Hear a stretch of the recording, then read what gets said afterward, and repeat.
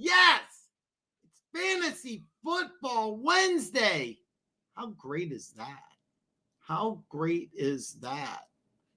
Man. I realized just now I have the week 5 preview as you know what? I dropped the ball there. Oh man, it's embarrassing. Instead of Fantasy Football Wednesday, I have NFL week preview. I'm not even sure I can change that. Wonder if I can change that. That's going to drive me nuts all the game. That's going to drive me nuts all day. All right. You know what? I'm going to have to deal with it. I dropped the ball, guys. It's really Fantasy Football Wednesday. I'm pretty jacked up. And I'm very excited to deal with all your questions. God, that is really going to mess with me. That is really, really, really going to mess with me. I wonder if I can fix this real.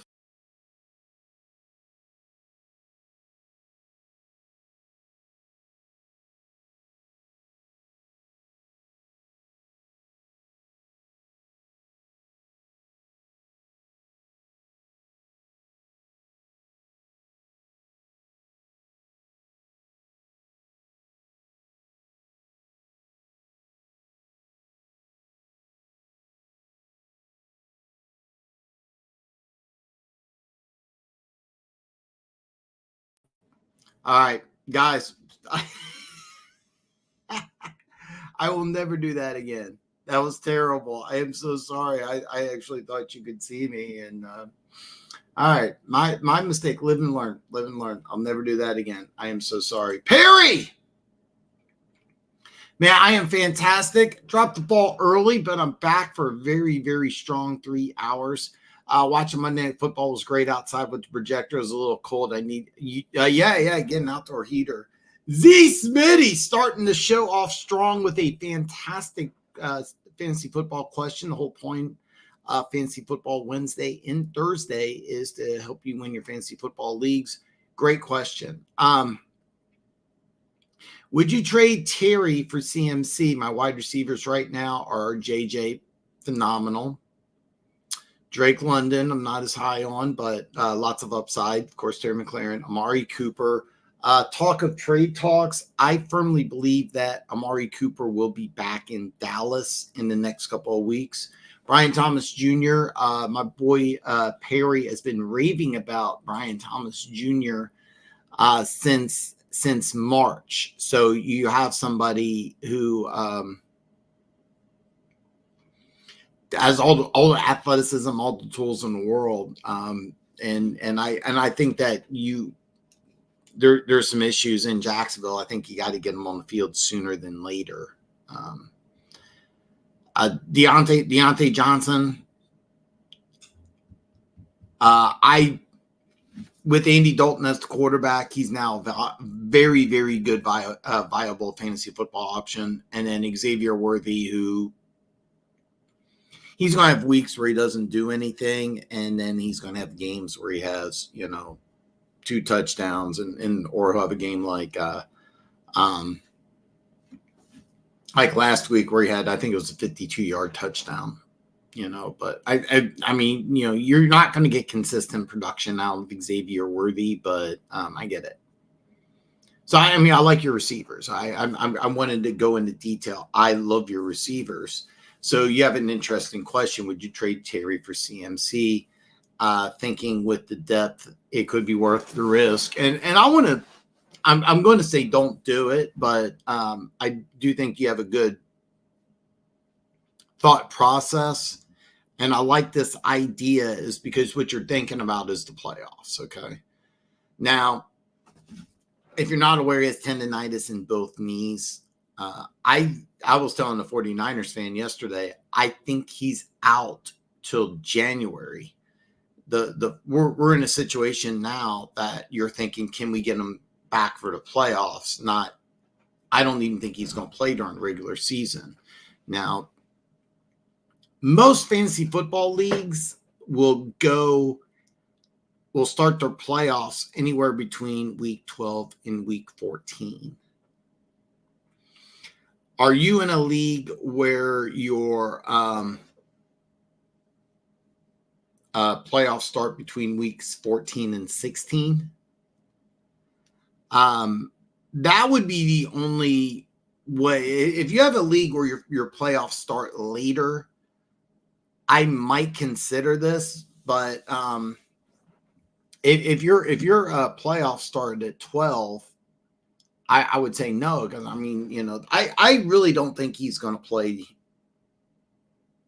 I mean, I really don't think he's going to play at all until January. I really believe that. The 10-9, look, the 49ers are going to get into the playoffs with or without him.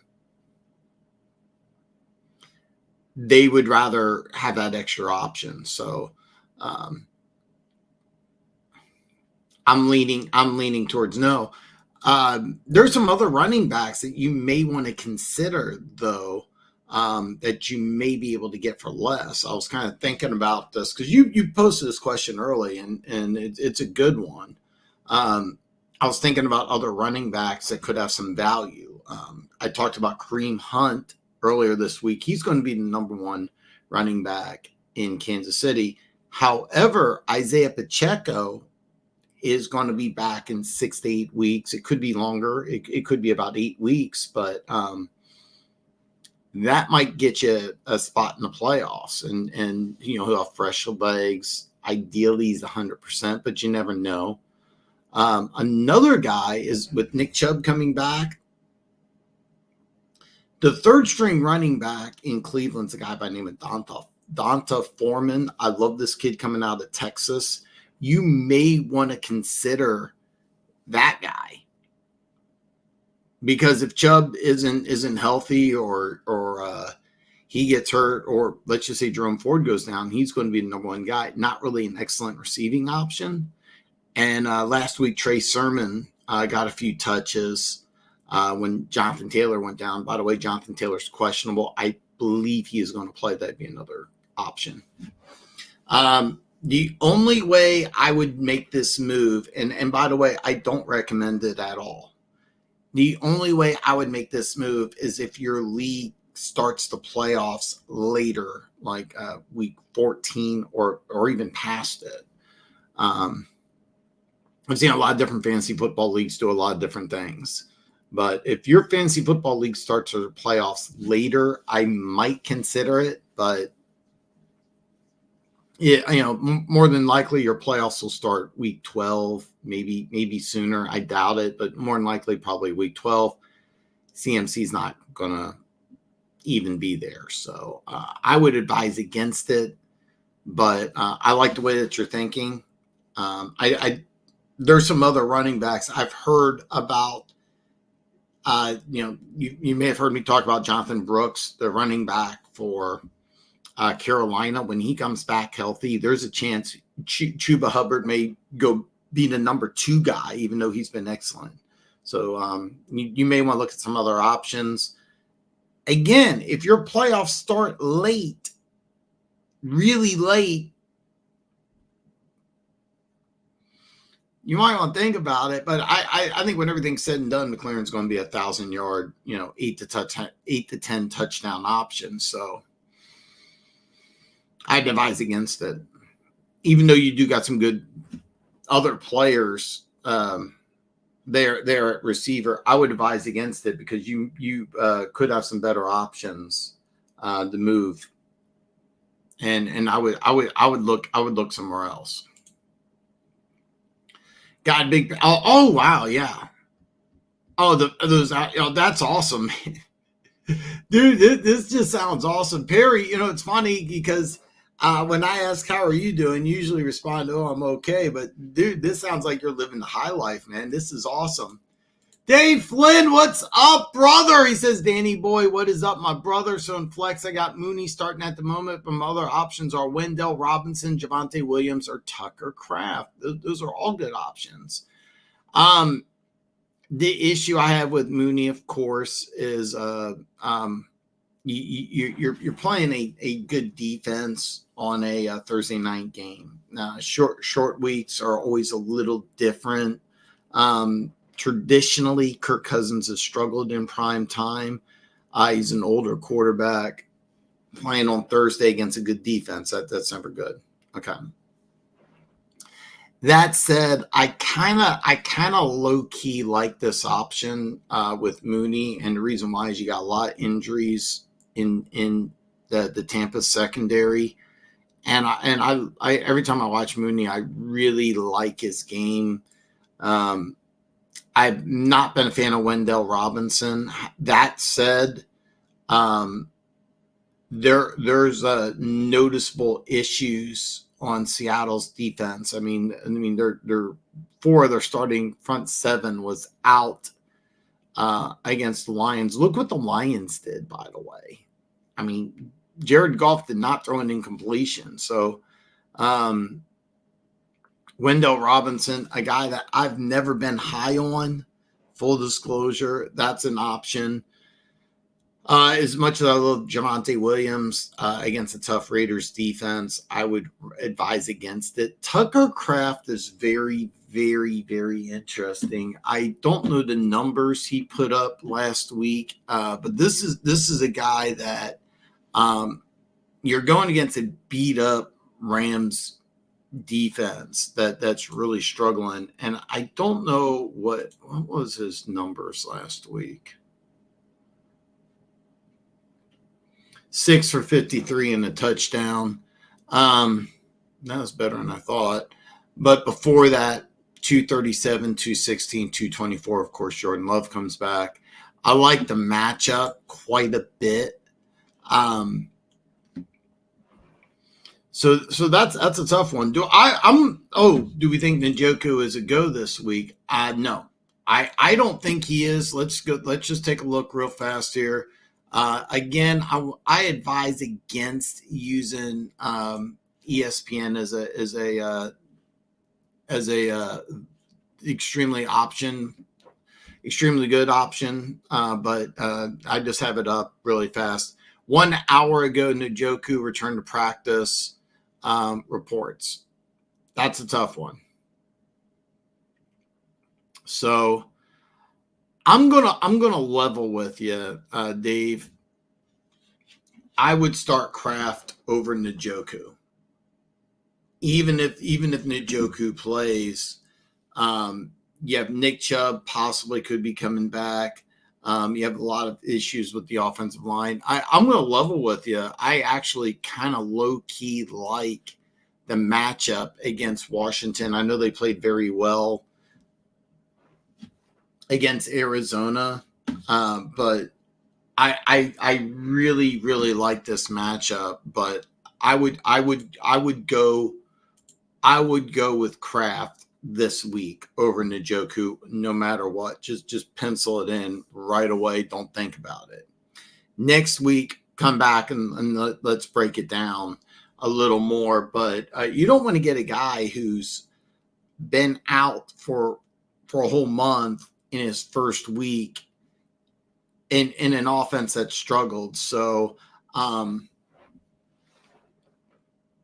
I would advise against it. So go with Kraft.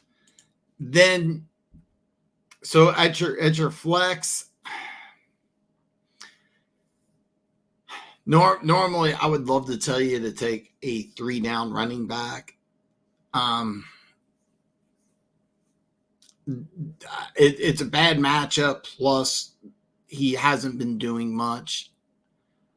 I'm advising against it. So your option is Wendell Robinson or Mooney. It's funny because I'm having a hard time telling you this because I'm a big Mooney fan. I also think that against a banged up Bucs secondary, this may be a good option.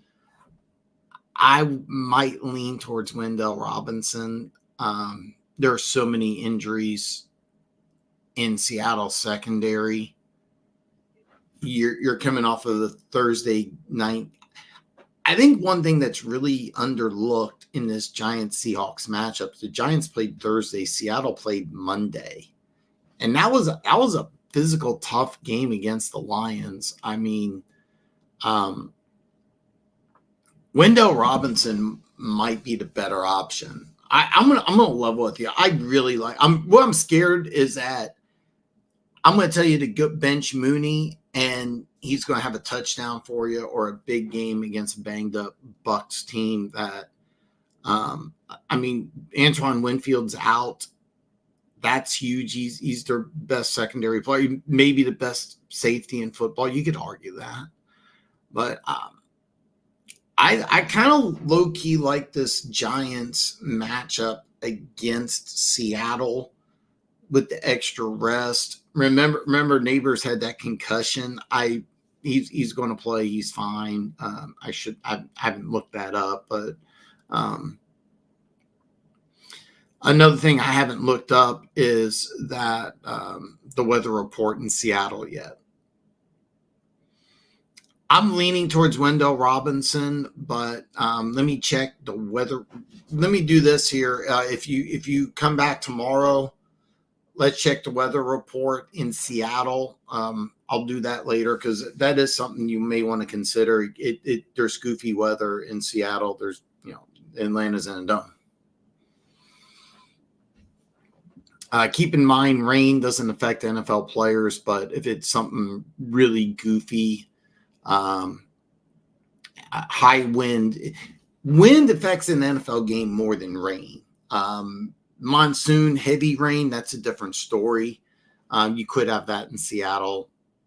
But Wendell, I'm leaning Wendell Robinson, even though I low key like Mooney. Player wise, I like Mooney, but I think Wendell Robinson's probably the better option. Start Kraft over Njoku, though. Definitely start Kraft over Njoku. He did well last week with Jordan Love coming back. I should have this memorized, but I remember kind of liking Green Bay's matchup. Yeah, Green Bay at LA. Yeah. Go with Kraft. That definitely go with Kraft. 322 Vitality. What's up, brother? He says, Dan talks about high. Would you still start Tyreek over Addison? I would, and I'll tell you why. I like Huntley. I saw some things I really liked about Huntley, and I think that with another week in that offense, another week being there, I strongly think that his production will improve. The New York Jets, London, you have some weirdness there. I mean, the London games are always a little weird. Keep in mind, New England is a tough matchup, but I could really see. Here's the deal: he underthrew Tyreek Hill one play, he overthrew Tyreek Hill on another play. It really looked like he just gets a little more practice, and you're going to see the Tyreek Hill explosion. Another thing is they line Tyreek Hill up in the backfield. You're never going to see that with Jordan Addison. I mean, you're never going to see that with Jordan Addison. So even though the Jets lost, they gave up 10 points and they held. I mean, don't get me wrong. I'm fully aware Bo Nix is a rookie, but they held them to 10 points. So I'm still leaning towards Tyreek Hill. I don't get me wrong. I mean, Jordan Addison could easily have a very good game in London, but I'm looking at the guy that has more upside, not playing across the pond. So yeah, I still would. Don't get me wrong. Addison could very well have a good game. I actually would. I'm looking at the Jets. I really think the Jets. I think this is going to be a very low scoring game. Don't get me wrong. Miami, New England's probably going to be a low scoring game as well. It's just I really think that with Tyreek Hill, you're probably going to get 5 additional targets. So I would.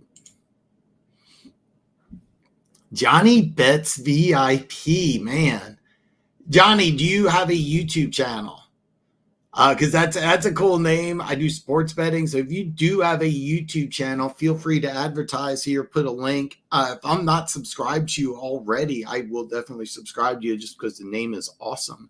We go in Vikings defense this week. I'm a spoiler alert. I have my picks video out. I got the Jets winning in an upset. Okay. I do like the Vikings defense this week. I think you're going to probably get a turnover. I mean, look, go against Aaron Rodgers at your own peril. But I mean, I really look going across the pond. It's always a little weird. Okay. I'm leaning towards the Jets this week. A tough matchup against a divisional opponent. You get the win. Go over to London. You're playing an AFC team. Aaron Rodgers. What other options do you have? I mean, I was somebody last week said that they could pick up New England. And I'm like, oh, you're at home against a backup quarterback. Yeah, I like that option. I fully expect, by the way, Huntley to be better this week than last week. But our offense looked very dominant. It did. You were playing against a very beat up Seattle team. But, yeah. Listen, if you're a Lions fan, you should be happy. You're 3-1. You're 3-1. Oh, yeah. One Pride, is so good to see you, brother. One Pride, did you check out my picks video yet, please? It's a great video. I just got an update that Wendell is questionable. I'll be honest with you, I didn't know he was questionable. So he's listed as questionable, but there's no information on his injury. And then I go to Neighbors. 4 hours ago, Neighbors won't participate in practice. That's not a good sign for you guys that own Neighbors. So because he is questionable, there's no information on it. I wouldn't worry about it. The reason why is that there's NFL protocols for let's be honest, the NFL is a business and there's protocols. So if they list a player as questionable, but there's not a reason why he is questionable, it just could be following procedure. You have to realize in the NFL, a lot of guys just have to, a lot of guys, nobody's really 100%. One thing about Wendell Robinson is he's a small dude. I think ESPN lists him at 5'8", 185. He's never been 185 one day in his life. So, I mean, that's a dude who I normally wouldn't recommend. That said, I mean, you're doing a smart thing, keep an eye out, but I would slightly lean towards Wendell over Mooney. But if we get some information more, like is it a knee, shoulder, something like that, you have a good option to go with Mooney, because I really think the options between those two, and I'm kind of like, I don't know which one.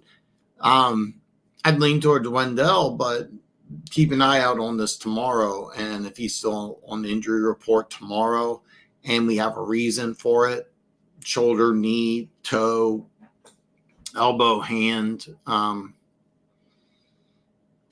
thing to keep an eye out on his Neighbors out Friday, because if he's not practicing for multiple days during the week, then let's keep an eye out. Wendell might be a better option. I'm leaning towards Wendell still. Yeah.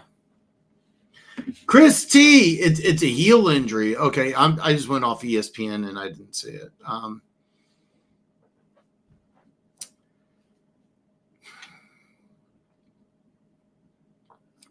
You can go with Mooney if you want. I seriously I would go ahead and go with Robinson.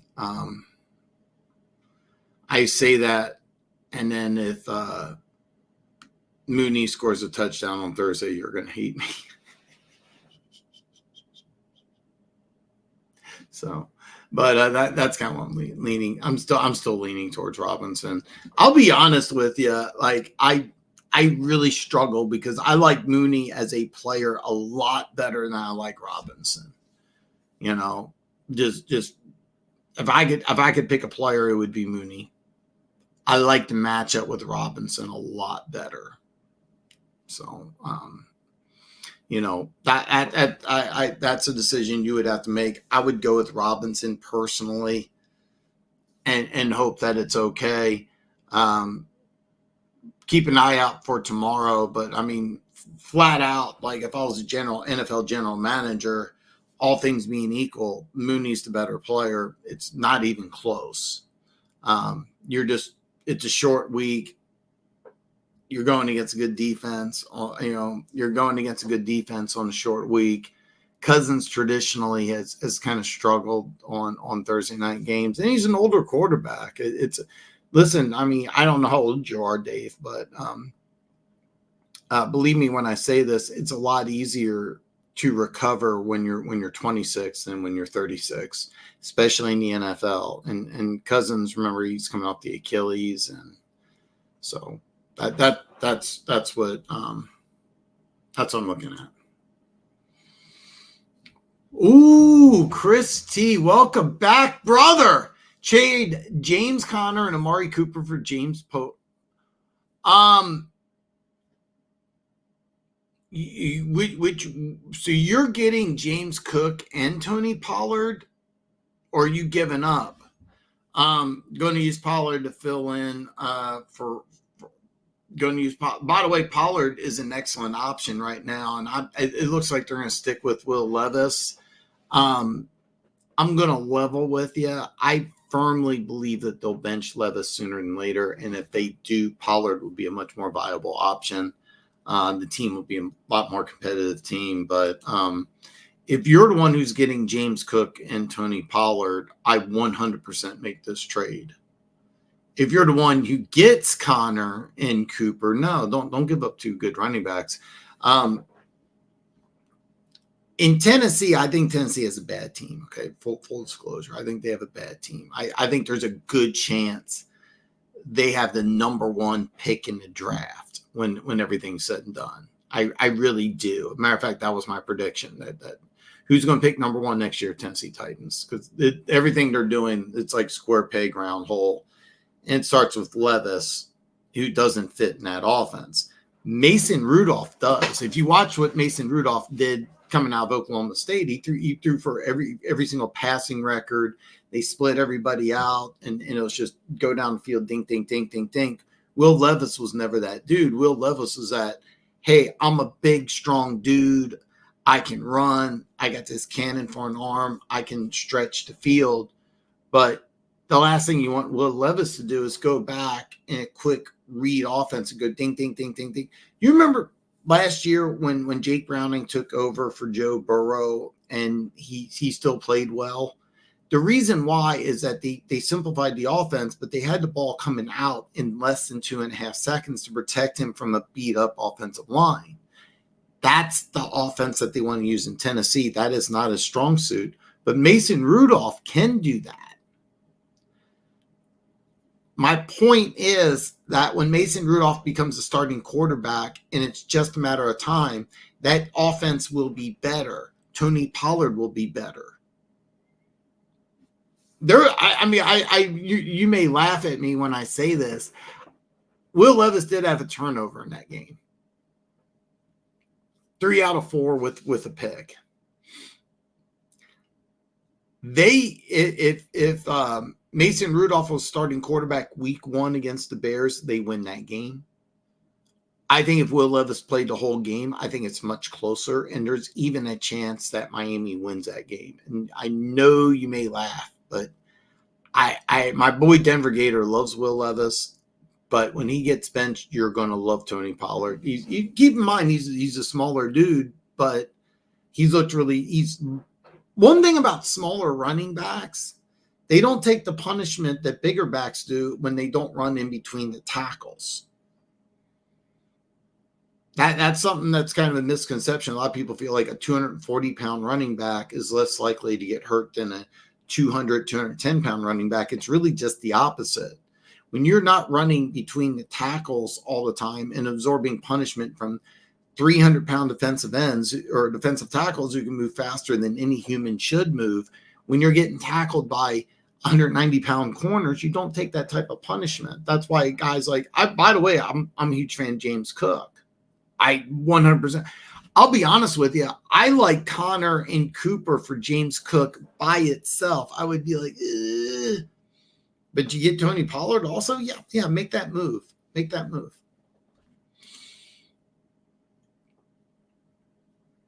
Yeah. Listen, Pollard, by the way, I don't know the exact number, but I think it was 88 yards rushing and a touchdown. I think it was 4 receptions. Depending on your team, Pollard could be an excellent flex option. So Joshua Zinel, what's up, brother? Should I do Pickens, Goddard, and Fairburn for Jaden Reed, Chase Brown, and Jake Elliott? I'm drawing a blank here on Fairburn. I'm drawing a complete blank on Fairburn.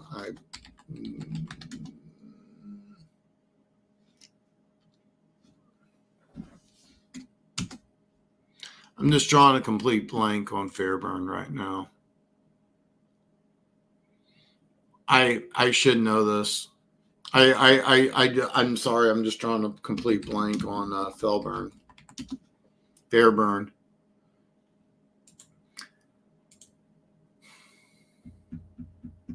I'll be honest with you. I have a hard time.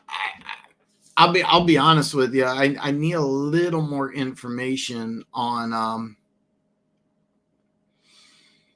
your roster. I don't like Pickens for Jaden Reed. Chase Brown's interesting because I think they should use Zach Moss a little more. But I mean, he's an interesting option, more of a home run threat, smaller back. But I've always really liked Zach Moss. There's not many tight ends that I would take over Goddard though. And I'm just drawing a complete blank on Fairburn. I'm drawing a complete blank on Fairburn. And it's just, I recognize the name. I'm drawing a complete blank. All right.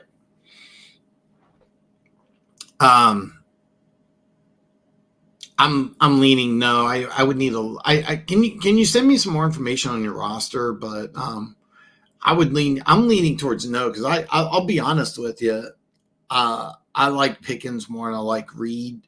By the way, Reed has played 4 games this year. I know he has 3 touchdowns. He's had 2 games with 0. One thing about Pickens is Justin Fields wasn't playing during training camp. He was the number 2 guy, wasn't the number 1. The more he plays, the more practice time he gets, the more familiarity he has with Pickens. The more Pickens production is going to uptick. I'm leaning towards no. If you're loaded at receiver and you have some really good tight ends, which I'll be honest with you, I'd be stumped on if you have 1 or 2 tight ends better than Goddard. But if you do, then maybe you make this trade. But just player for player, no, I wouldn't recommend it. Sizu, what's up, man? He goes, yo, what's up, guys? Hit the like, and maybe you would get $1,000. Yeah, maybe you will. But by the way, thanks, brothers. Yeah, I it's funny. Denver Gators like Dan, you got to do it. Dan talks football, saying that Tyreek Hill should do better this week. New England is one of the teams I've allowed over +20. One thing about so here's the drill. I liked what I saw out of Tyler Huntley. I think he's a much better option. Skylar Thompson. I like both guys. Both guys are guys I really thoroughly enjoyed watching in college. Just watching them play in the previous 2 weeks, Huntley definitely, in my humble opinion, has more upside. And I also saw that it looked like what they were trying to do in Miami is force feed Tyreek Hill some touches, whether it's at running back, some quick throws. And I firmly believe that you're going to see a much. I think Huntley's just got much more upside. So yeah, I do like Tyreek Hill over Addison. Keep in mind, Addison last year had 10 touchdowns, and they used like 5 different quarterbacks. So you have Sam Darnold, who's playing some really, really good football right now. So I like the option. So it's funny. I don't do TikTok at all. Different people have told me different things. I might start doing TikTok. I am on Instagram. Follow me on Instagram. I'll follow you back as soon as you send a request. And if you already do, and I just dropped the ball, just started your YouTube. Yeah, hey man. Hey, listen, man. Keaton from Keaton Talk Sports, when last year he was starting his YouTube channel, he actually emailed me and he's like, "Hey, look, can you help me out?" And I was like, "Yeah, we'll work something out. You can come on as a guest." Now he comes on every week. So I think it's content creators. If you have good stuff, at the very least, I think the very least I can do is you just started your YouTube, drop a link below in the description or comment after the chat. I'll follow you back. I'll check your stuff out. Great to hear from you, and best of luck, because I do sports betting. So it's fantasy football Wednesday and Thursday, but I do sports betting, and I've been successful in the past. So Vikings or Broncos? I'm okay. So I'm just going to level with you. I like the Broncos better. They're at home. The Raiders' offense is bad. The Adams thing about being traded, I think is an issue. It has to be. I would lean towards the Broncos. I also, side note, I really, really, really like what Denver's doing defensively. I really like what they're doing defensively. If you went Vikings, I would not blame you one bit. You know what? It was my buddy who's like in 4 leagues. He didn't work yesterday,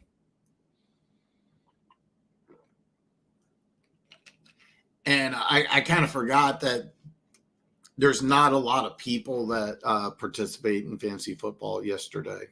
There wasn't. Today there will be. And Thursday, my buddy who's like in 4 fantasy football leagues, he comes back. By the way, he never confirmed that he got Justin Jefferson. So I'm kind of hoping he comes back in the chat today and can confirm that he got Justin Jefferson. I wasn't able to say that. It really kind of sucked. Thoughts on the Bucks and Falcons game? So if you haven't yet, Perry, please check out my week 5 picks video. But I'll ruin it. I'll ruin the video for you. So I would normally go with the Bucks, but their injury report is crazy. I mean, it's just crazy. I mean, when I made the video, they had 15 guys on it. It's off of a short week. I really, really want to pick the Bucks this week. I think with their injuries, I'm leaning towards the Falcons. It's going to be a great game. I mean, because if the Bucks win this game, they'll be 4-1. They knock the Falcons back to 2-3. The Saints play on Monday night against the Chiefs. So if the Bucks win, they get such a massive advantage in the NFC South. It's such a massive advantage. Now, if the Falcons win, on the other hand, you have 2 3-2 teams, You have the Saints, even with a loss, they're just one game back. And the Carolina Panthers, if they win, they have 2 wins, so they're only one game back. But even if Panthers lose and they're at and they end up being 1-4, they're only 2 games back. And so the NFC South becomes a lot of fun if the Falcons win. If the Bucks win, they have a 2-game lead, and then they get players that are coming back. And that team all of a sudden becomes a very scary team in the NFC. And you hate this because guess what? They own the tiebreaker with a certain team in the North.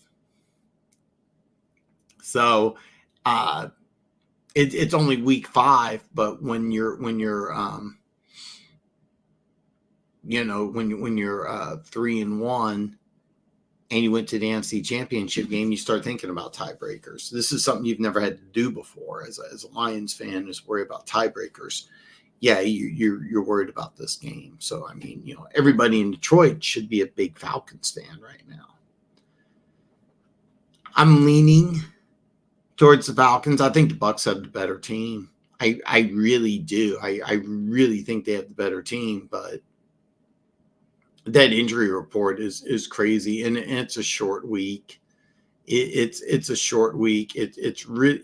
I'm not a fan of the Thursday games, by the way. I think that the NFL season starting on Thursday night is really, really, really cool. I like that, and then I love the Thanksgiving games.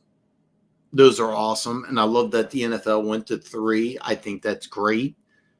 I don't think you should have Thursday night football except for those 2 weeks. So, it's going to be a really fun game. It's going to be It's going to be a fun game. It's a big game. I mean, not only is it a division rivalry game,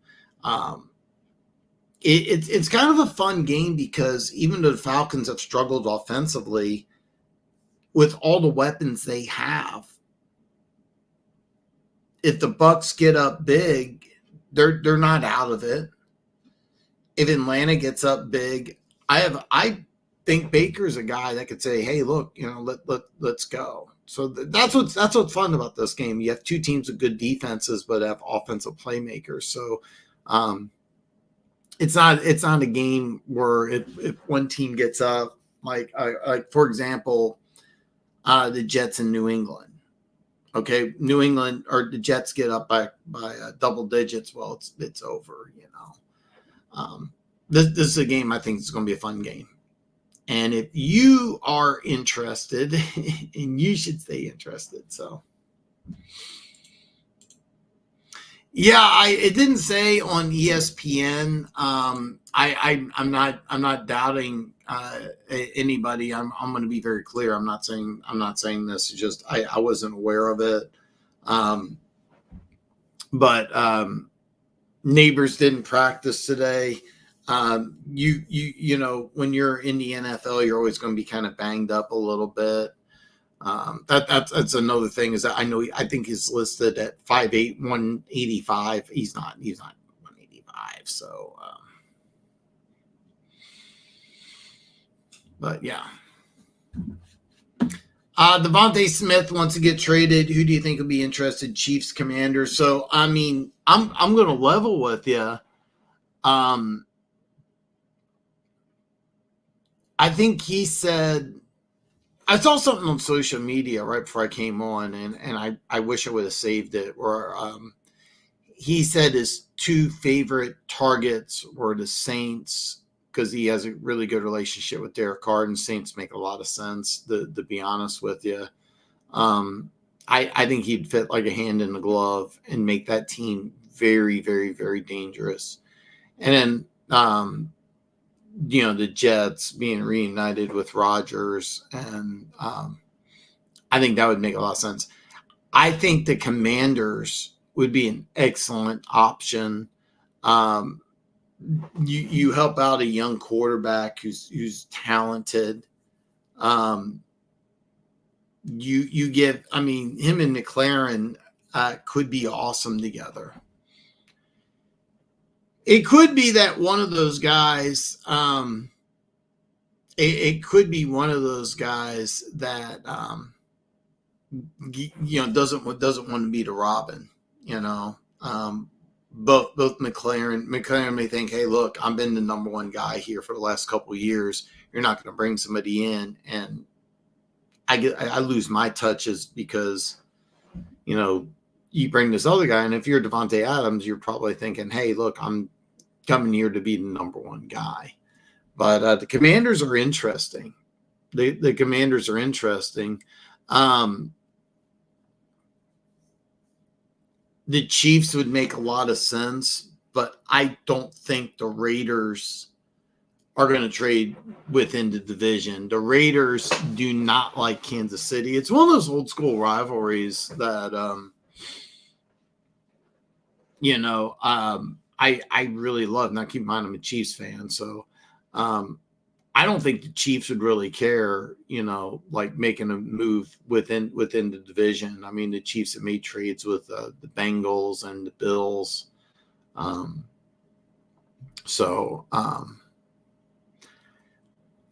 be honest with you. I think a move with Kansas City could be a win-win because, the Raiders supposedly want a second. So that means that they'll settle for a third. But a second-round pick from Kansas City is going to be let's be honest, it's probably going to be low 50s, high 60s. 60 to 64 is if you get to a conference championship game. That's not unlikely. But let's say they get to division round, so it's going to be 56 to 59.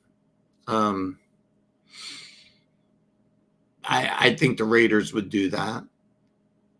I really do. I think the Raiders would love to do that and then have 2 picks in the second round.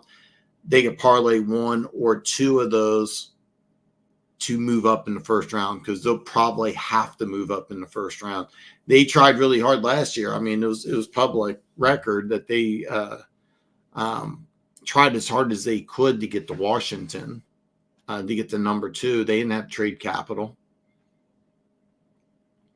I think Kansas City would move a 2, but I'm telling you this as a Chiefs fan. I don't think the Chiefs are going to make a move for a receiver. I really don't. I saw some things with Dallas, but I firmly believe Amari Cooper will end up in Dallas. Chris T says the Jets. I saw something, and I wish I would have saved it so I could show you guys. It was Devontae Adams. It was either Devontae Adams social media account, something like that. But he said that the 2 teams, he was Jets and Saints. And I think both those teams make sense. I think the Commanders make sense. And I think Kansas City makes sense. From the Chiefs would have no problem giving up a 2. When you say you want a 2, it means you'll settle for a 3.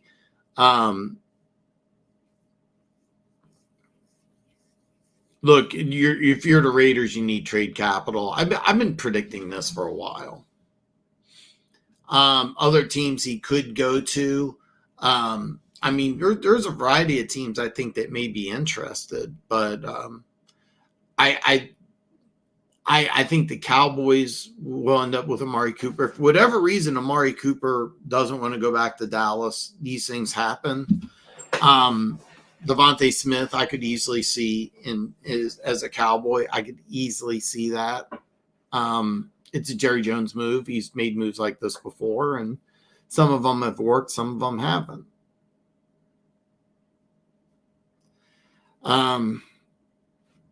Could there be a team like maybe Pittsburgh? Unlikely, but possible. I mean, the Steelers traditionally haven't done a move like this, but I mean, remember a couple of years ago, Baltimore ended up making a move for Roquan Smith, and it really, really, really helped. I could see Pittsburgh going, you know what? Listen, we got Justin Fields. We want to move on with Justin Fields. We need another weapon. We're in the lead in the North, but we need some help. Maybe that's the move that they make. It's not really a Steelers type of move, but it makes sense. It makes sense. So, but I seriously would not be surprised if it was the Jets. Also, thoughts on Jonathan Taylor's injury. I was actually looking at this. He's got an ankle sprain. I believe he is going to play. That said,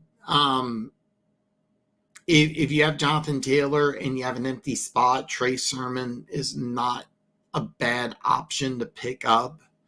By the way, I'm a big Trey Sermon fan. So for those of you who don't know, he played most of his college career at Oklahoma, transferred to Ohio State.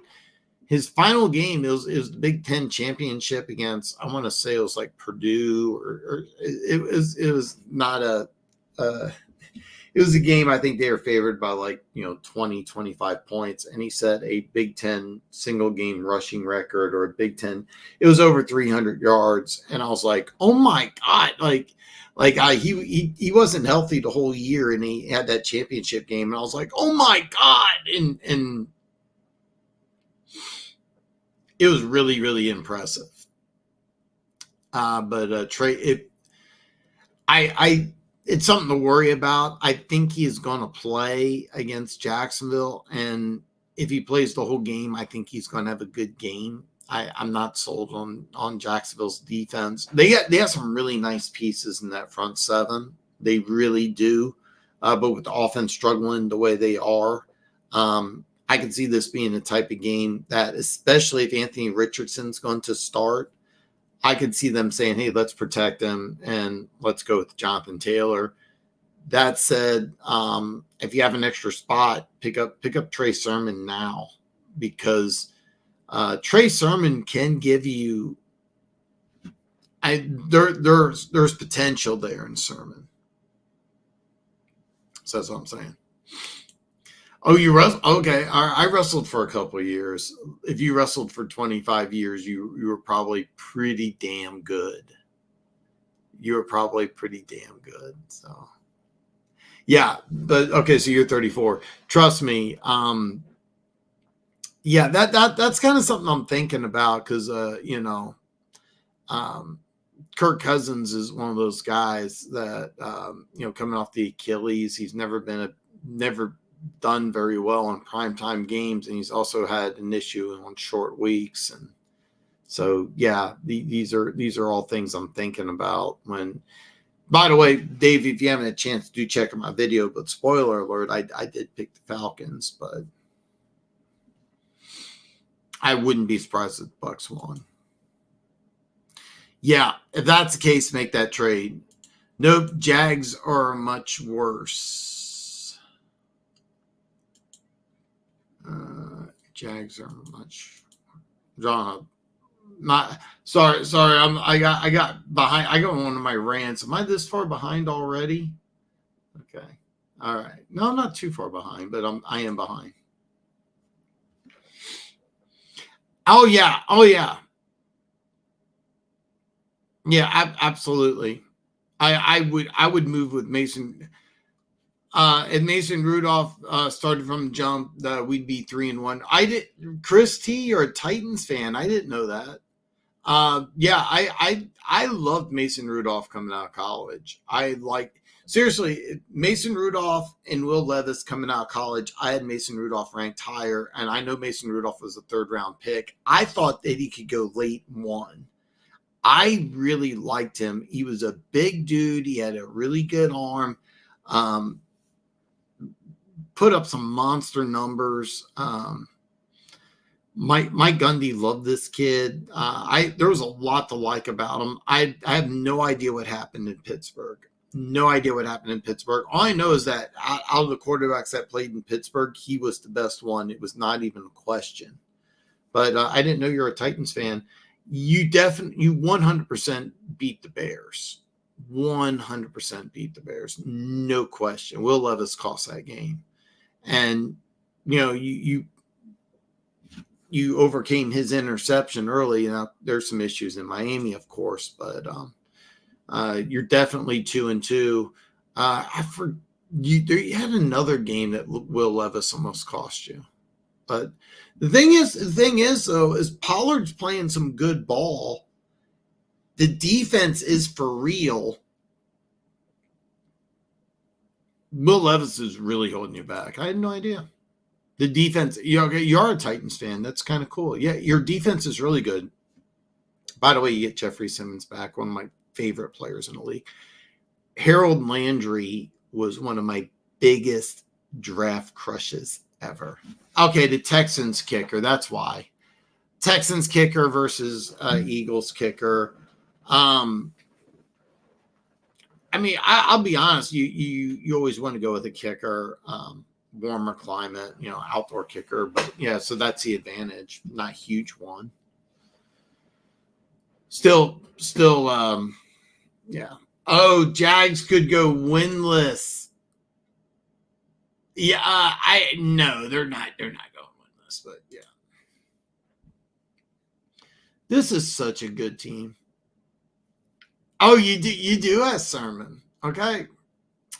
My team right now, Stroud, Barkley, A-Chain, DK, Olave, Ferguson, Connor on my bench consistent of Benson, Brian Thomas, Amari Cooper, Trey Sermon, Gus Edwards. You have some good players on your bench. That's a good thing. That's a good thing. Yeah.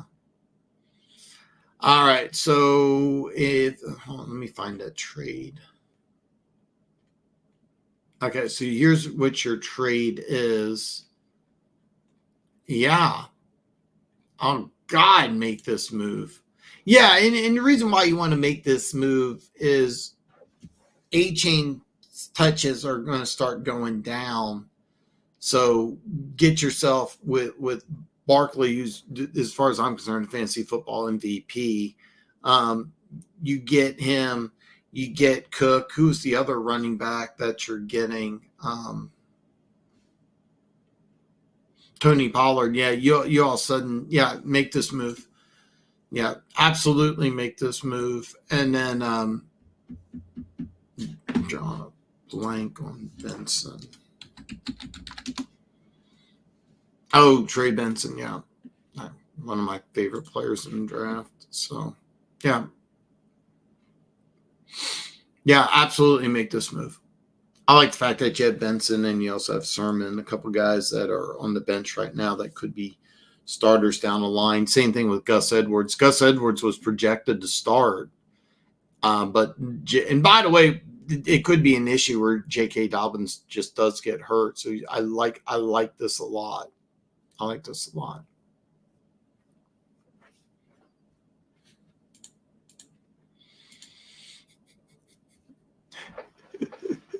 I love it. The Clowns and the Bengals are 1-3. Do you see both teams turning it around or just one of the two turning around? I actually do see both teams turning it around. And the reason why is that Nick Chubb returned to practice. He's the Browns' best offensive player. You have an uptick in production from Jerry Jeudy, and then the offensive line comes back. The defense is still really, really good. I think the Browns will turn it around, and the Bengals, for whatever the Bengals the last 3 years have started 0-2 and just turn it up. It's a weird. It's a weird thing. I wish I had an explanation for you. I don't, Perry. I really, really, really don't.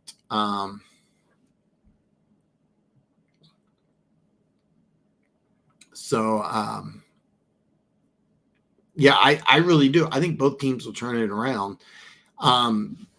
As much as I like the way Pittsburgh's been playing, I'm kind of thinking it's going to be fool's gold. Plus, they're having some injuries on the defensive side of the ball. There's not a lot of depth on their defense either. That's one thing that's not been really widely talked about, but they don't have a lot of depth. I'm going to take a quick commercial break. When I get back, all your questions will be answered on hour 2 of Afternoon Delight. Stay tuned. I'll be right back. My award-winning NFL Weekly Picks video is out. Now, don't watch it right now. This is just a small commercial break as I'm using the bathroom. More than likely, I'm fixing my hair. But make sure you do check it out. It's fantastic. As Afternoon Delight takes a commercial break, we remind you that BetUS is a proud affiliate. The video in the description below shows how easy and fast it is to collect your bonus. Click on the link in the description below and start winning today.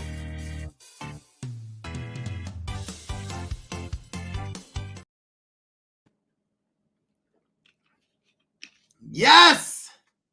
Hour 1 is in the books. We're back for hour 2 of Afternoon Delight, where all your questions will be answered and anything goes. I will answer everything a little further behind than I'd like, but I'm going to answer all your questions. Let's see where I was at.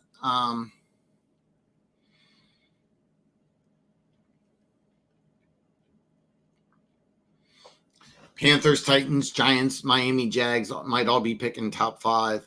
We'll have to find out, man. A long season is ahead. So it's going to be interesting. Raiders need a quarterback desperately. Miami could draft a quarterback. Giants need a quarterback. I think the Titans will try to take a quarterback. I think I'll be interested to see what the Panthers do. You could see a weird situation. Maybe the Rams want to take a quarterback in round 1. Unlikely, but we've seen it before where teams do that. There's a lot of questions. So, all right, this is where I was going to try to start at. I'm going to get to all your questions. I apologize for the delay. Adam Weber, what's up, brother? Start 1, 6-point passing touchdown. Watson, Rodgers, Lawrence, Jones. Ooh, boy. Some bad options, man. Some bad options. I can't believe I'm going to say this. I really, because I'm going to level with you. You have 3 good quarterbacks and you have Daniel Jones, but if I have to start one, I might go with Jones. And the reason why, Seattle's front 7 last week was out. And I think almost all these guys are going to be out. But last week they had Leonard Williams out. Byron Murphy, their first-round pick, who they're really high on, has been playing pretty well, out. Boy Mafe, who was really, really turning it on last year, out. Nawasu, out. I mean, look, I like Jared Goff. I really do. I don't know if you've noticed, but I have a large amount of Lions fans that follow my show, been on the show for a while, and I'm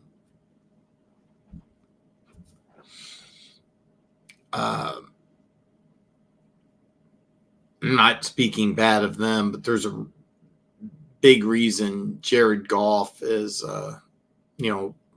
didn't have a single incompletion, and it wasn't because Jared Goff's an elite quarterback. I can't believe I'm going to say Daniel Jones, because I think out of these guys, I mean, you got 3 really, really good, talented quarterbacks. You also have guys that got weapons.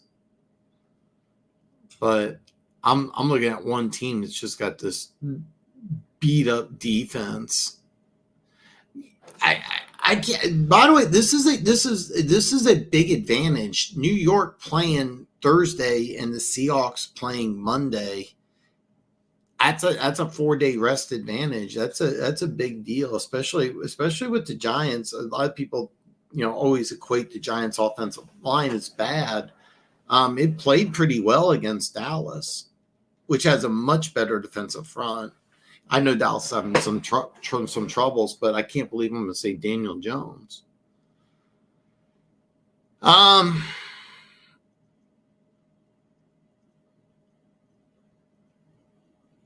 Scratch that. I can't do it. Go with Trevor Lawrence against a bad Colts defense. Go Trevor Lawrence. Yeah, Trevor Lawrence's final answer. I do like Daniel Jones. We go Trevor Lawrence. The Joker. Cool name, brother. In a 16-team league, should I drop Rashawn Johnson for Antonio Gibson full PPR? Also Purdy or Mayfield this week? Oh, good one. Yes, and the reason why is they're thinking about benching Stevenson. I was just reading that. Stevenson was one of my big man crushes. Absolutely love this guy. I was reading something about benching him in ESPN because he's had fumbles. Antonio Gibson, if you're not aware, was actually a receiver at Memphis. And I thought that when he was drafted by the Commanders, I just assumed that he was going to play receiver. And then he goes to training camp and they're like, no, we're going to try him at running back. And the next year he puts on some, I call it the NFL 20. So what the NFL 20 is that you get a guy that, most of the time puts on 20 pounds of muscle. I call it the NFL 20, but it doesn't have to be 20 pounds. With Antonio Gibson, it looked like he put on about 10 to 15 pounds of muscle. He looked like he was going to be a really good player, and for whatever reason, just fell out of favor in Washington. Absolutely want to go through Antonio Gibson. Rashawn Johnson didn't catch a lot of balls at Texas. Really good player, but in a PPR league, he doesn't have near the value of Gibson. Even if Gibson's only your number 2 running back, there is a possibility that Gibson will take over for Stevenson, maybe even this week against a Dolphins defense. I do think he's going to play a little more because of Stevenson's fumbles. That said, I'm a huge Ramondre Stevenson fan. Maybe it's just a wake-up call going public, calling him out. But I don't think it is. I think it's a situation you're going to see Gibson play a little more. And then Gibson, being a former receiver, definitely has more value in a full PPR league. So for me, that's Gibson. Also, Purdy or Mayfield this week, that's a tough one because there's a lot of bucks on that injury report. Atlanta has one of the best secondaries in the National Football League, and they're at home. All right.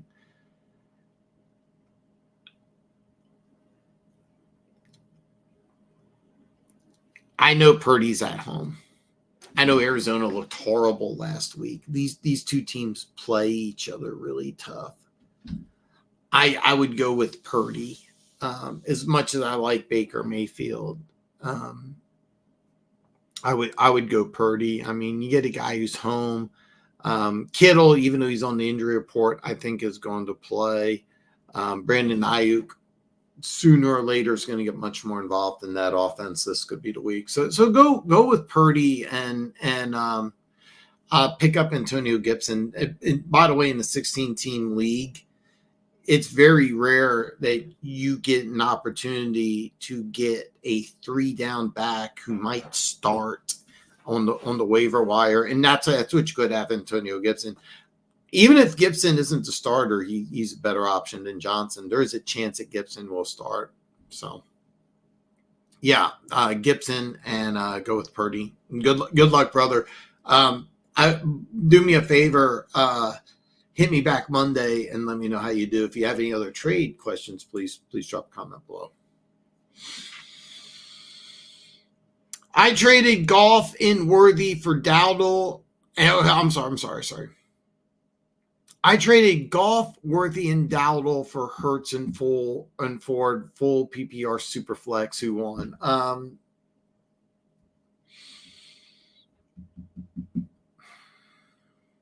Man. Okay, so it's hard to say. I'm full. I'm going. Okay, let me break it down in a little detail. I know I'm behind on comments, but let me double check here because I kind of want to dive into this here because I do have some comments here. Hopefully, I need a little more information. Right off the top of my head, I'm going to say you lost. Now, first of all, I don't think Worthy has a lot of value because he's going to do what he did last week, where he has that 51, 52-yard touchdown.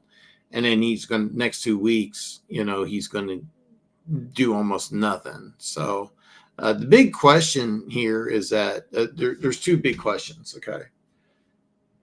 Hurts over Goff. I like Hurts over Goff with AJ Brown coming back. I believe he's coming back this week. I don't know that for a fact. You're also going to get much more upside with Hurts and Goff running. So that I like. Here's the issue. Nick Chubb's coming back and he's at practice. When Nick Chubb enters the lineup, Ford's going to go from being the main guy to a guy that's not even going to get 10 touches. Now, Dowdle's a guy I'm not high on at all, but as of right now, he is a starter, and it kind of looks like that's what they want to do in Dallas. The problem is now, if Nick Chubb's not the same guy or he goes down again, you probably win this trade. If Nick Chubb comes back and he's anywhere near, like if he's 85 to 90% of what he was, some guys, the rest, when you're a veteran, some veterans really don't need training camp. Nick Chubb doesn't need training camp. Maybe the rest, and he comes back fresh. I would not be at all surprised if by the end of this year, Nick Chubb has 1,200 yards rushing and 10 touchdowns, and we're going, this is the same Nick Chubb who's one of the best running backs in football. It wouldn't surprise me at all if we see that. And if that's the case, what you're going to see for the next 12 weeks is Ford getting maybe 50 touches. Dowdle's going to probably, double or triple that. So,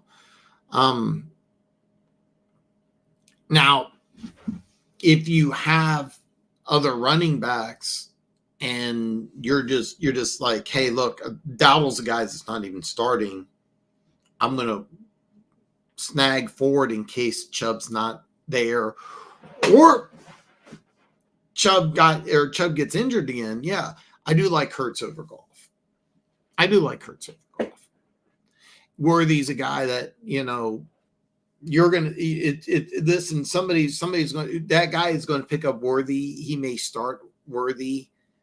And Worthy gets like 2 catches for 11 yards. And I'm a Chiefs fan, but that's just kind of what you're doing. So I don't have a set in stone answer. I'm leaning against it. I'm saying I think he may have lost because I think Ford going forward is barely going to see the field. I will say this though, I like Hurts over Goff, so I like that.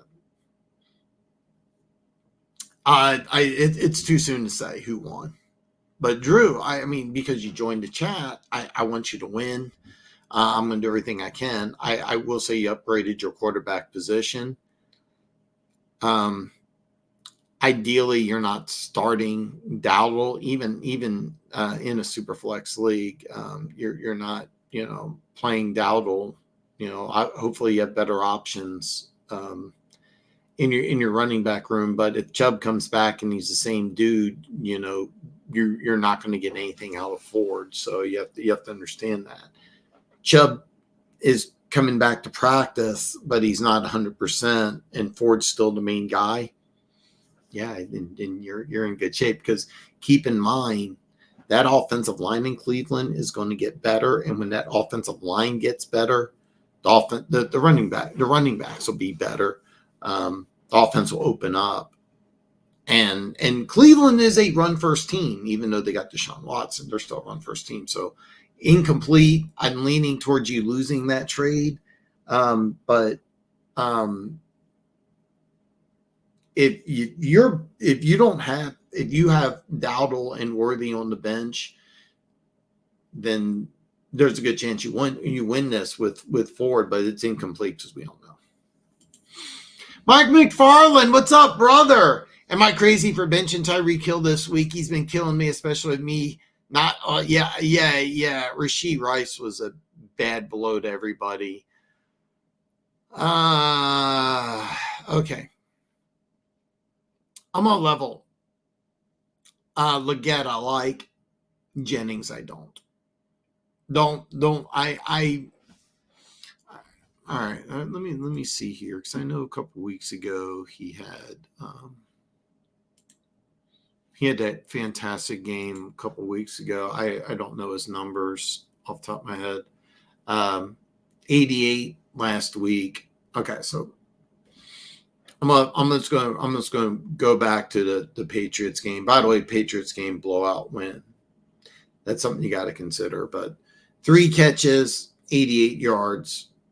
By the way, Purdy 15 completions total. That should increase next week. But 3 catches, 88 yards. Deebo Samuel 3, Brandon Ayuk 2, George Kittle 4, Jordan Mason 2, Kyle Zuchek 1. All right. Samuel's going to get more. Ayuk definitely is getting more. You can't pay him $120 million. And by the way, you're going to say, "Oh, it doesn't matter." No, it does matter. Kittle will get more. Jennings is. Listen. I get it. I really, really, really, really do.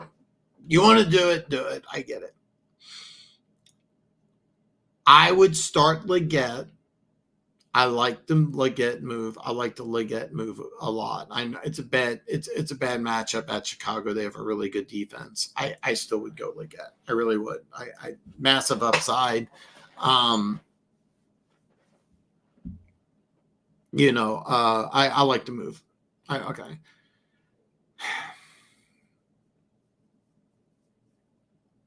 That backup quarterback is going to play for a second week. He's not going to play as bad as he did against Tennessee. They're going to force feed Tyreek Hill the ball. Jennings had 3 receptions. Now they only threw the ball 15 times. They're going to throw the ball more against Jacksonville.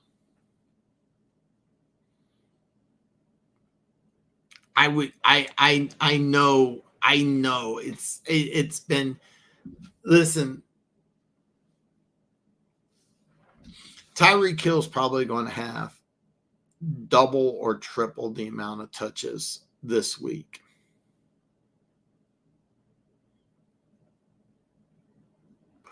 I understand the logic. Over the last couple of weeks, Jennings has been infinitely more productive, but Kittle's been banged up. Deebo Samuel's been banged up. Ayuk has not been involved in the offense.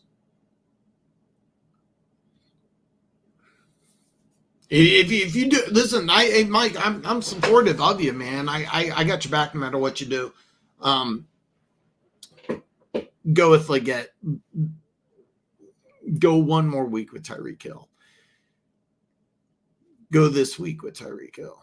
It's in New England. I understand. One other thing,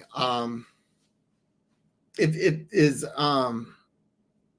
you might be in a league that you might be able to trade him for something a little more valuable. Something you may want to consider. But like that's not a bad move. Bad matchup against Chicago, but I still kind of like it. I like what Andy Dalton brings to the offense. I love his upside. So I'd rather have Goff and Worthy. I think is with Worthy is that you're not. He's a guy that it's once every couple of weeks he's going to have that touchdown. This isn't a guy that, when everything's said and done, he's probably going to have 7 or 8 touchdowns for the whole year. So, but I get it. I mean, a lot of people are going to feel like this John Hendricks. So, hey, welcome, brother.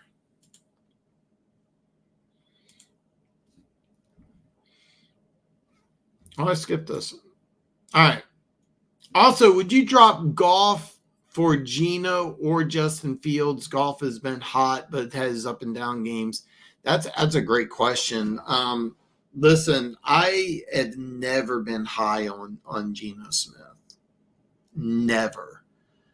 Um, it's really weird because week one they ran the ball heavy, and then Walker was banged out, and then they threw the ball heavy. When Kenneth Walker is in the lineup, they like to use Walker. They like to revolve the offense around Kenneth Walker, which he's been in and out of the lineup. I'm also a Charbonnet fan. Seattle's just kind of a tough team to gauge.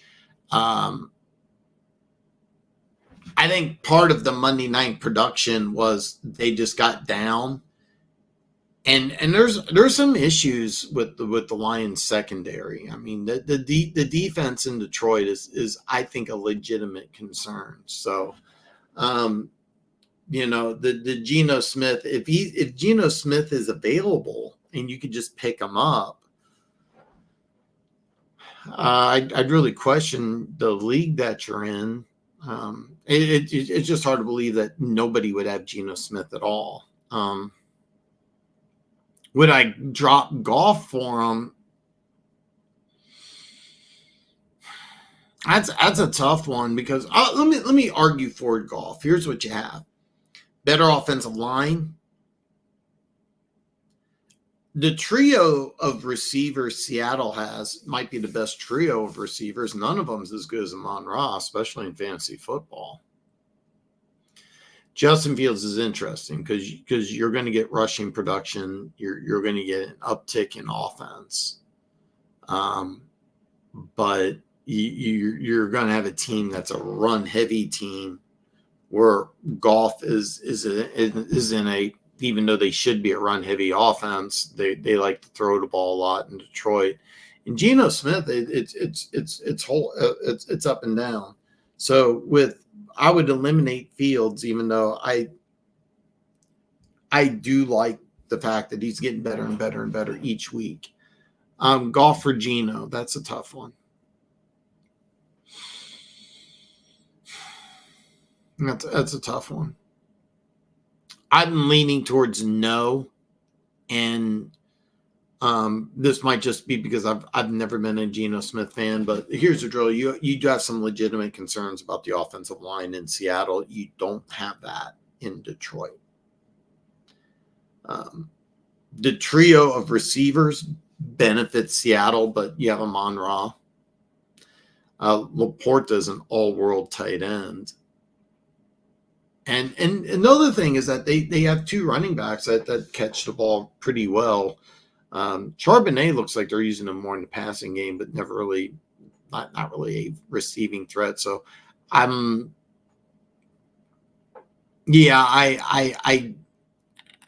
lean towards Goff over Geno. I wouldn't consider Justin Fields.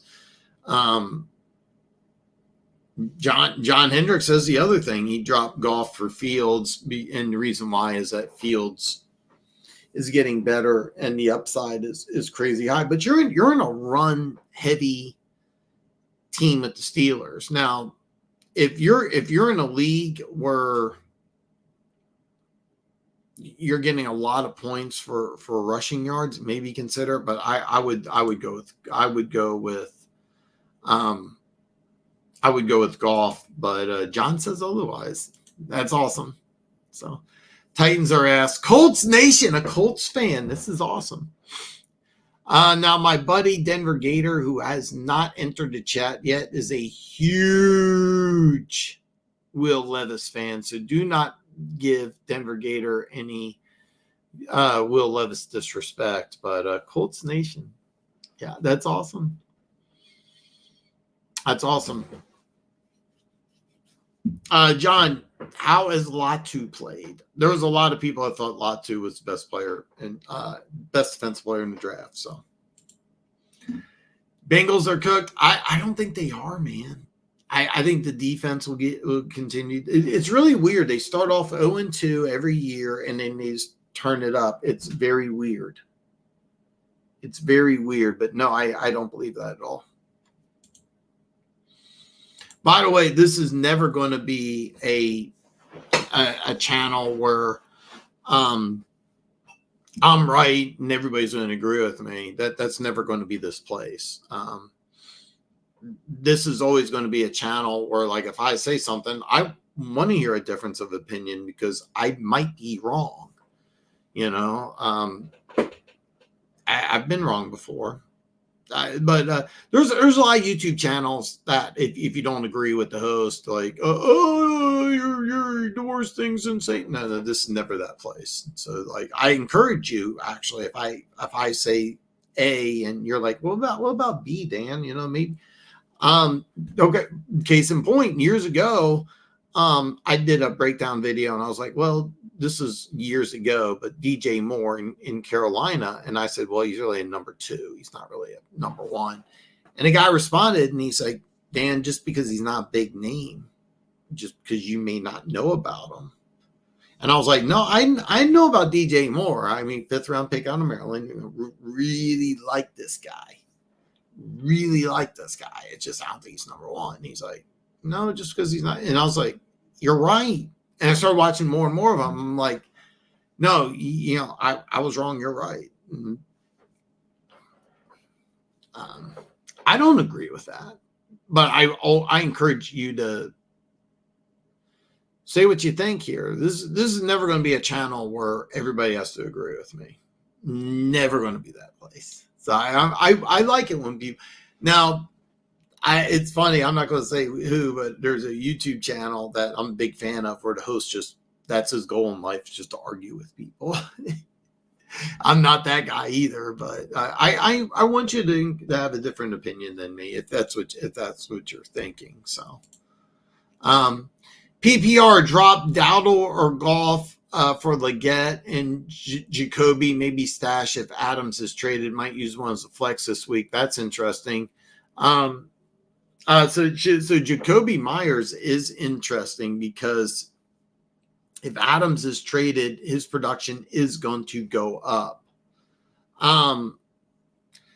Leggett, I like. I'm not by the way, keep Goff, by the way, Patrick. I would strongly suggest you keep Goff. And the reason why you want to keep Goff is you have a really good offensive line. You have a pass-happy team. You play in a dome. These are all good things. So keep Goff. I've never been a Dowdle guy, but I'm hoping. I don't know this for a fact. I'm just assuming. And if you can, even on behind on comments, if you drop your roster into the lineup. My guess is that Dowdle's a throwaway. Like you're not even using him as a flex. He's basically a bye-week option. That's kind of what I'm assuming. If that's the case, you definitely drop him. I would strongly suggest pick up Leggett. You're not wrong for keeping an eye out on Jacoby Myers, who I think will be used much more in the Raiders offense. And I'm one of these guys that 100% believes. I've been saying it before the season started that Adams will probably be moved at the trade deadline. So I like Leggett or Jacoby. I really do. I would drop Dowdle. I strongly suggest you keep Goff. I really do. My guess is now if you're using Dowdle, like he's a flex or I wouldn't be happy, but let's say he's your running back number 2. Don't do it, but no, drop Dowdle, and I would suggest Leggett, but I don't hate Jacoby Myers either. So, AK, what's up, brother? Hey Dan, I'm really looking forward to the trade of Tyreek. I see from Mexico, dude. This is awesome. I get guys from Mexico. That's so awesome. I had no idea. My buddy Perry, who commented earlier on, hopefully he's still in the chat. He's from up north. He's in Canada, so I am going global. It's actually one of my bucket list places. There's several YouTube followers from Vancouver. And they do something in the water in Vancouver. Like the girls there are just otherworldly beautiful, but I've always wanted to go to Mexico. I'm here in Vegas. I'm not that far away. I've never been to Mexico, but no, I don't mind saying I got a thing for Mexican girls. You know, I you know, just everybody's got a taste. You know, I had no idea you're from Mexico, man. Running backs: Hall, Kamara, Ford, Dobbins. My wide receivers: London, Rice, Neighbors, Godwin, Pittman, Deontay Johnson. My tight end: Bowers. Would you do London, Deontay Johnson, or Godwin for Tyreek? He only wants one. Oh, yes. Okay. You got somebody who wants to drop Tyreek Hill. You need to pick up somebody because you have Rice. I would lean in this option. I would keep Deontay Johnson. And the reason why is that I expect a big uptick in his performance. I also would keep Godwin just because I like Baker Mayfield. I would go London for Tyreek. To me, Drake London for Tyreek Hill is a no-brainer.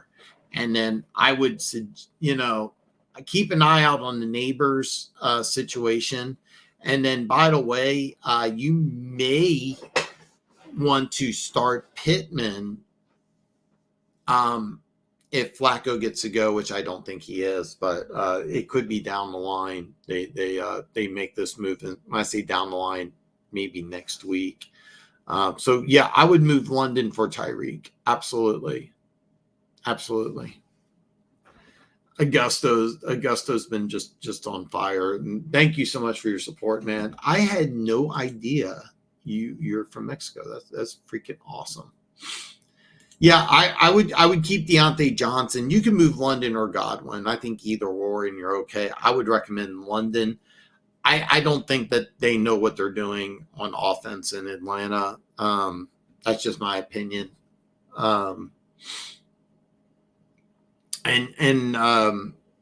Tyreek Hill's production, I firmly believe, will go up starting this week. So. K9, what's up, brother? Would I trade DJ Moore, Najee Harris, or Brandon Ayuk and Isaiah Pacheco in a dynasty league? Okay, no. Number one, with Pacheco, he gets hurt every single year. Najee Harris is pretty steady.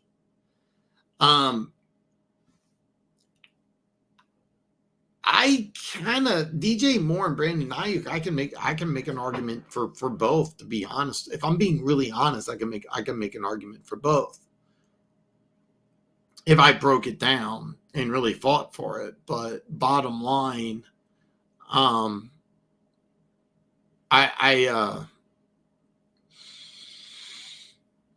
would give the ultimate trade a push. I like Ayuk's situation in San Francisco much better. I like the quarterback situation a lot better. I really do. DJ Moore as a player, I almost like better. I have a lot of questions about Caleb Williams, Bears organization. I think that they could clean house after this year, and I've been adamant. I'm not sold on Caleb Williams. That said, I just as a pure player, I might like DJ Moore better than Ayuk, even though Ayuk's in a much better situation. And that's nothing against Ayuk. I mean, nothing against Ayuk at all. I mean, if you put him on the Bears with DJ Moore, I don't think there's not really that much of a difference between the two. I really don't. It's just Ayuk's in a much better situation. Najee Harris, though, stays healthy and puts up numbers.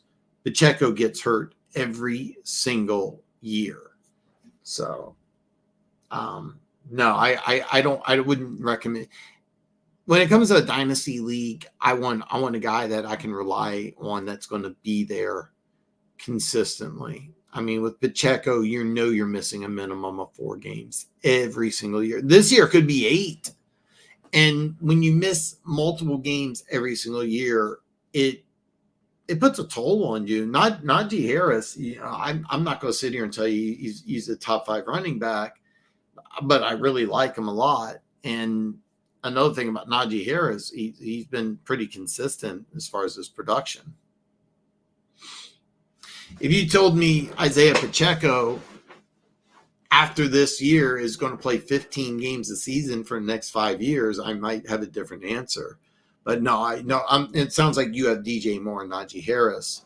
No, keep that trade. Let me ask you this: any chance a guy would trade you DJ Moore for Brandon Ayuk? Probably not. But yeah, but a great question, man.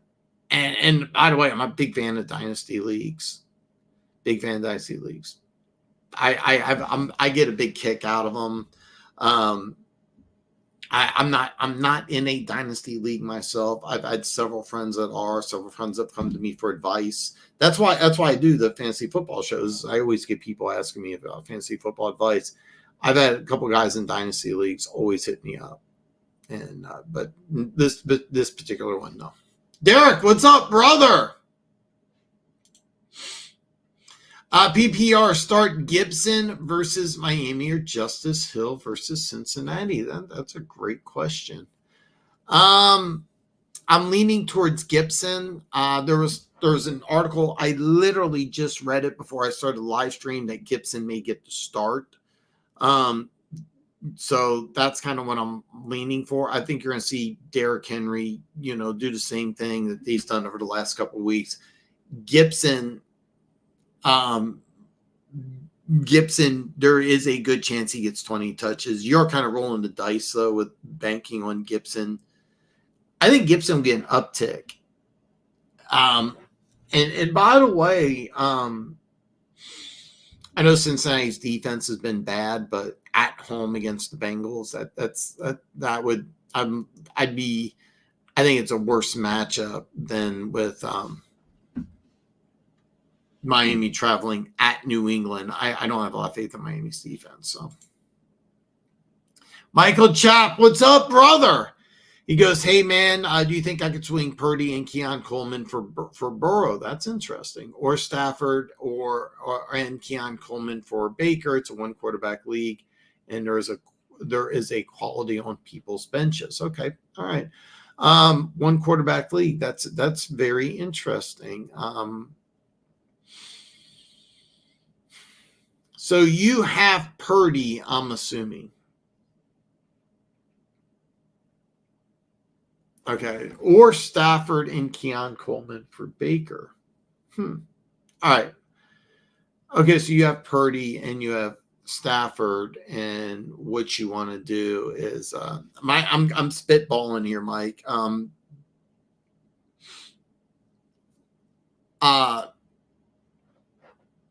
I'm guessing that because of the injury issues with Purdy and Stafford, you want to go with somebody a little more upside. You also want to go maybe somebody younger. And you also probably bought into the Keon Coleman hype.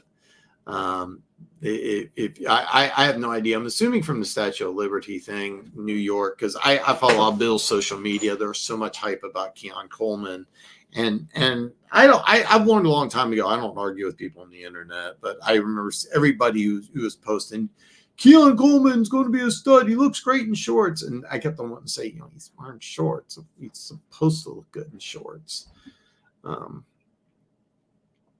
I didn't buy into the hype at all. You probably did, and you're mad.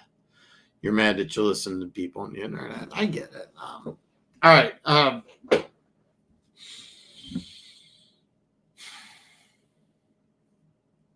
There's a chance you may have some value for Coleman. I'll be honest, I'm not a huge fan of either one of these, but I like the Purdy and Keon Coleman for Burrow a lot better because I do believe that the Bengals after a 0-2 start are just it happens every year. It happens, but Burrow is a dude that I really think that there's almost no ceiling on how he could be with Jamar Chase. I'm butchering the guy's name, is Loftus. As long as they have Higgins, he has some options. I would do that, but I'm going to level with you though. Purdy, I mean, there's some injury issues in San Francisco, but I mean, you got Kittle who's coming back healthy. You got Deebo Samuel's coming back healthy. Always an injury issue. Brandon Ayuk's performance is going to start going up. I don't know when. Just Jennings dude came out of nowhere and has been playing lights out. I mean, you have a really, really good offensive mind, and as long as Trent Williams stays healthy, you have a really good offensive line with Joe Burrow. Trent Brown's out for the year. They drafted first-round pick Amarius Mims, who could be one of the best tackles in football. Couldn't stay healthy in college. Missed the first couple games of his NFL career because of injury.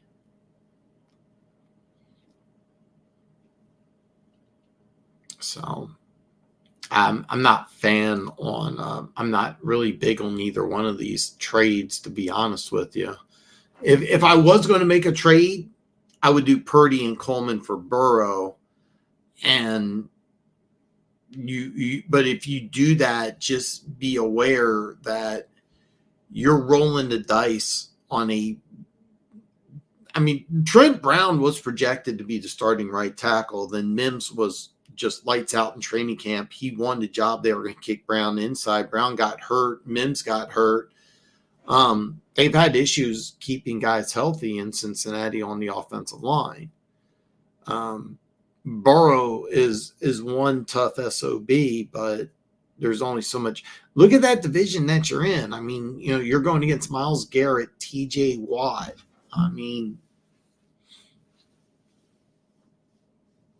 I'm not a big fan of either one of these, but if you absolutely have to, and I by the way, I get it that you're not, but by the way, in your league, there could be somebody that's like a Keon Coleman fan. Maybe they like him at Florida State, what have you. Maybe the guy was watching the same videos I was seeing, watching him make all these great plays in training camp, wearing shorts, and yeah. So I wouldn't recommend either one of these, though, to be honest with you. But if you have to do one of these, and it looks like you're probably, I'm spitballing.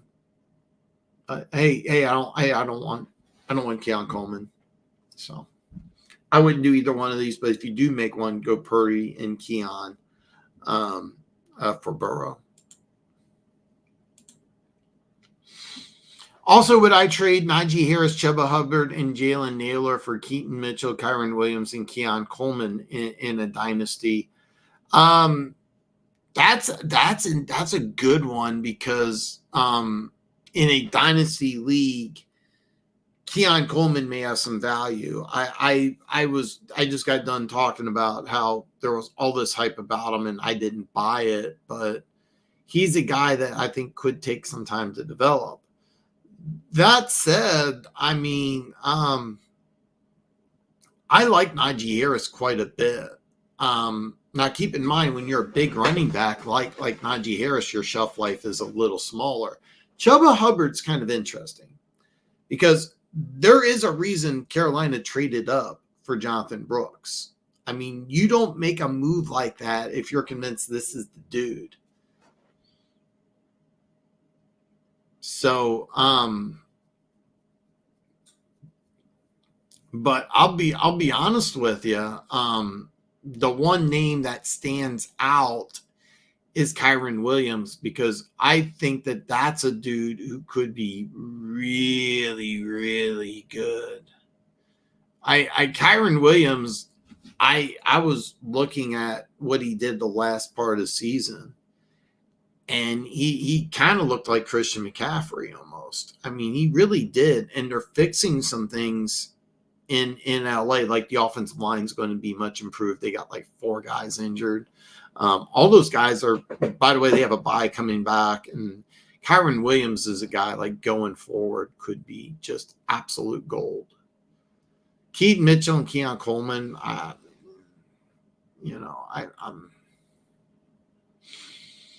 and Jalen Naylor, I'm not super high on. I don't hate the kid. I'm just not super high on him. I just I would look at this as a loss if you made this trade. To be honest with you, I would look at this as a loss. The one plus about making this trade is that Kyron Williams. I mean, Kyron Williams at the last half of the season looked just amazing. Just amazing. So could be a nice game trip. Yeah, I mean, could be a nice game for real Drew versus the Bengals. Oh, Justice Hill. Yeah. So I was thinking the same thing. I have no idea. The one thing I will say is that the Bengals play Baltimore tough. But I have no idea how Baltimore's going to incorporate Justice Hill. I really don't. I really don't. But I will say this: when I was reading a report right before I came here, and it said Antonio Gibson may start because of the fumbles. That leads me to believe that even if he doesn't start, Gibson will get more playing time. But yeah, I get it. But I'm a little higher on Gibson. Yeah, I would too. This is to response to where did I get it? I had to. I'm behind on comments. So yeah, to Mike. This is my boy Anthony. Anthony, what's up, brother? Anthony is a huge Chiefs fan, big time Chiefs fan. So he's sending me Chiefs clips on social media. Big time fan. Anthony, if you haven't yet, check out my weekly picks video, man. This is my boy. I love this dude. Clap Nuts. What a great name. What a great name. I traded Zay Flowers for Keenan Allen straight up full PPR. Initially, I feel like I lost, but I do like Keenan. ROS, return on investment, return on. I'm drawing a blank what ROS is. Other receiver. No, I'm a level with you. I am a huge Keenan Allen fan. And as a Chiefs fan, I just him just anal raping. I probably shouldn't say that on YouTube, but yeah. When he comes back from injury, I was kind of worried how things are going to work out because you draft Roma Duze, you have a Caleb Williams who I'm not sold up on at all. But I will say this, like as players, I like Keenan Allen. If this was dynasty league, like somebody was in earlier, I wouldn't recommend it at all just because, Keenan Allen's in the back. There was something I saw on the NFL Network about the Chiefs when Rashee Rice went down, receivers they could trade for. One of them was Keenan Allen. If Keenan Allen does get traded, which is not outside the realm of possibility for the Bears to do, if he goes to a team, Dallas, I think, would be a fantastic fit, by the way. I would love Keenan Allen to be in Kansas City, but if he went to another team, you're going to love it. Even if he stays in Chicago, I do think that he will end up being productive. Zay Flowers, I believe, will be the number one guy in Baltimore, but I have no idea what they're doing offensively. Right now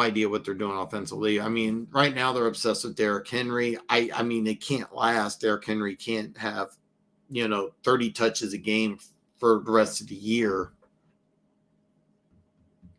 But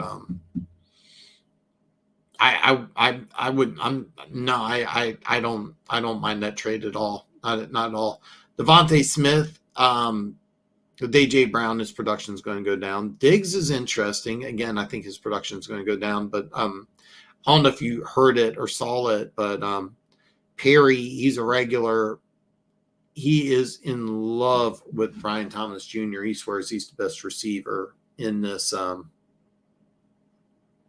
draft, and he's been saying that since March. Massive upside.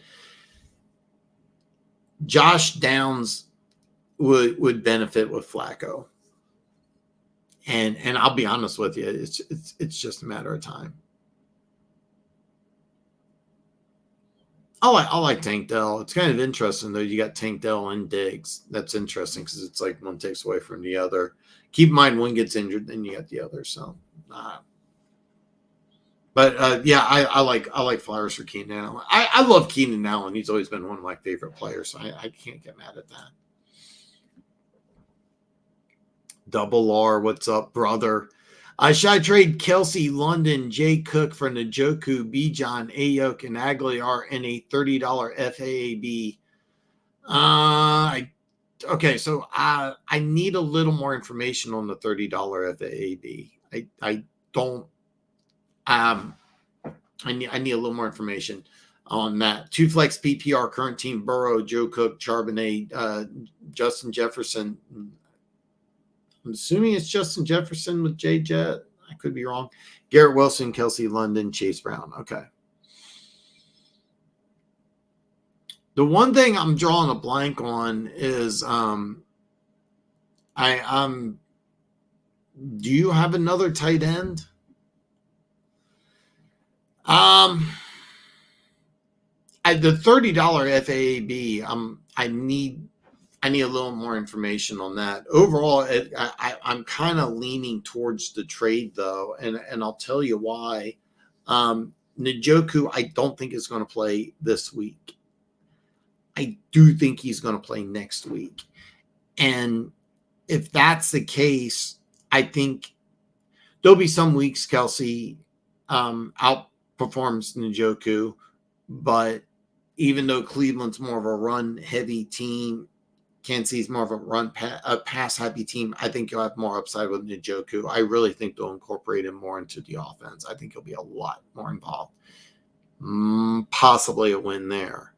Ayuk over London, I think, is a no-brainer. I have no confidence what they're doing in Atlanta whatsoever. Ayuk, I think it's just a matter of time. So you're going to get an uptick in performance. I'm a huge fan of James Cooks. I don't think there's too many running backs better in fantasy football. I really don't. But I do like the fact that you get the Bijan Aguilar duo, because if Bijan goes down, Aguilar is a guy that can step in. I don't like what Atlanta's doing, whatever. But I kind of like the 2-for-1 deal. So there's some pluses on there. The $30 FAAB, I don't know how to translate that into the trade. I don't exactly. Here's okay. Let me break this down. Njoku and Kelsey, you pros and cons, but I think a slight win with Njoku going forward. I think he's going to be used much more, more upside, younger. Got some fresh legs, even though I think it was an ankle or a knee injury. You get what I'm saying, though. Ayuk, you have a major improvement in the receiving room. Okay.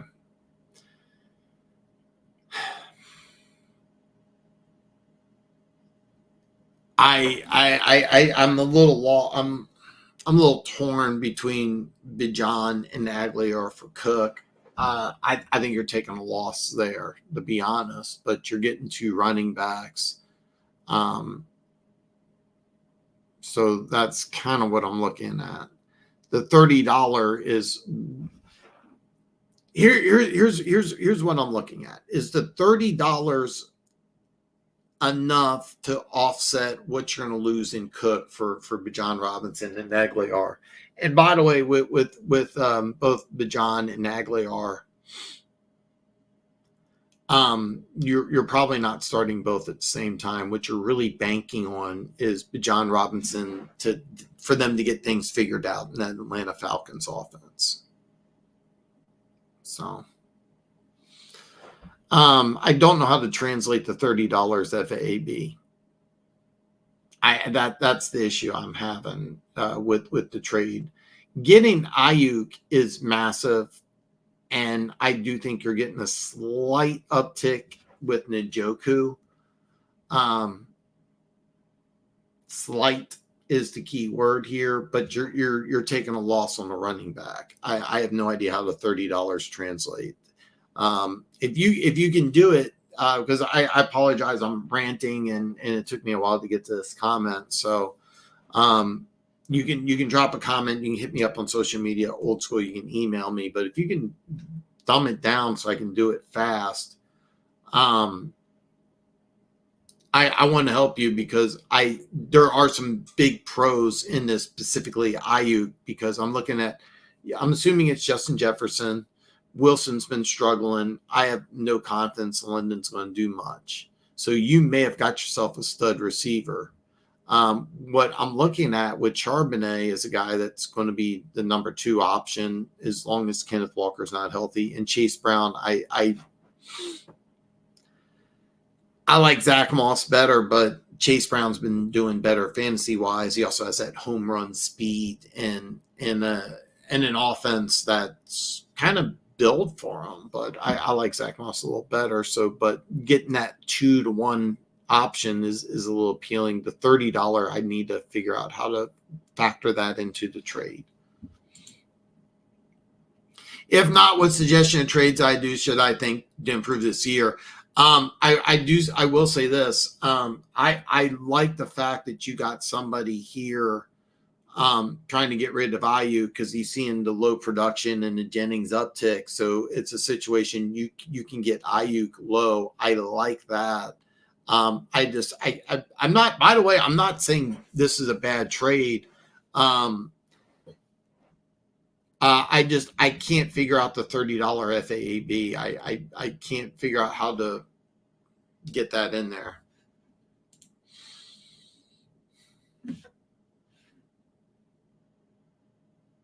Rest of the season. Duh, that's what it meant. Rest of the season. Okay, I apologize. I should know that. Come on, Dan.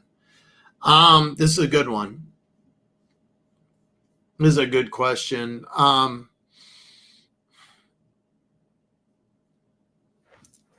really want to give you a good answer. Unfortunately, I can't. I'm leaning towards Ayuk. And the reason why I'm leaning towards Ayuk is that the 49ers just gave him $120 million. And you're going to say, well, Dan, it doesn't matter. No, it does matter. When a team gives you a big contract, you have some pressure to validate that. Whether you want to admit it or not, the NFL is a business. Xavier Legette's the number 1 option. He's first-round draft pick. All right, he's gonna. But Deontay Johnson, like this offense, looks like with Andy Dalton, like what he's built for. I'm leaning towards Ayuk, but I can argue the other way. I would go Ayuk, and I feel pretty confident about that. Deontay Johnson, though, is a dude that I think value is on upswing. It's just that keep in mind when Jonathan Brooks comes back, you don't know what you're going to get. Davion Sanders, the 4th round rookie out of Texas, he's going to take away some touches, and you have some other things going on there. In Carolina, but I mean, with Andy Dalton entering the fray as a starting quarterback, I like Deontay Johnson quite a bit, but I would go Ayuk. Guys, I'm going to answer every single question, but I'm going to take a very quick commercial break. When I come back, we'll go with hour 3 of Afternoon Delight. Stay tuned. My award-winning NFL Weekly Picks video is out. Now, don't watch it right now. This is just a small commercial break as I'm using the bathroom. More than likely, I'm fixing my hair. But make sure you do check it out. It's fantastic. As Afternoon Delight takes a commercial break, we remind you that BetUS is a proud affiliate. The video in the description below shows how easy and fast it is to collect your bonus. Click on the link in the description below and start winning today.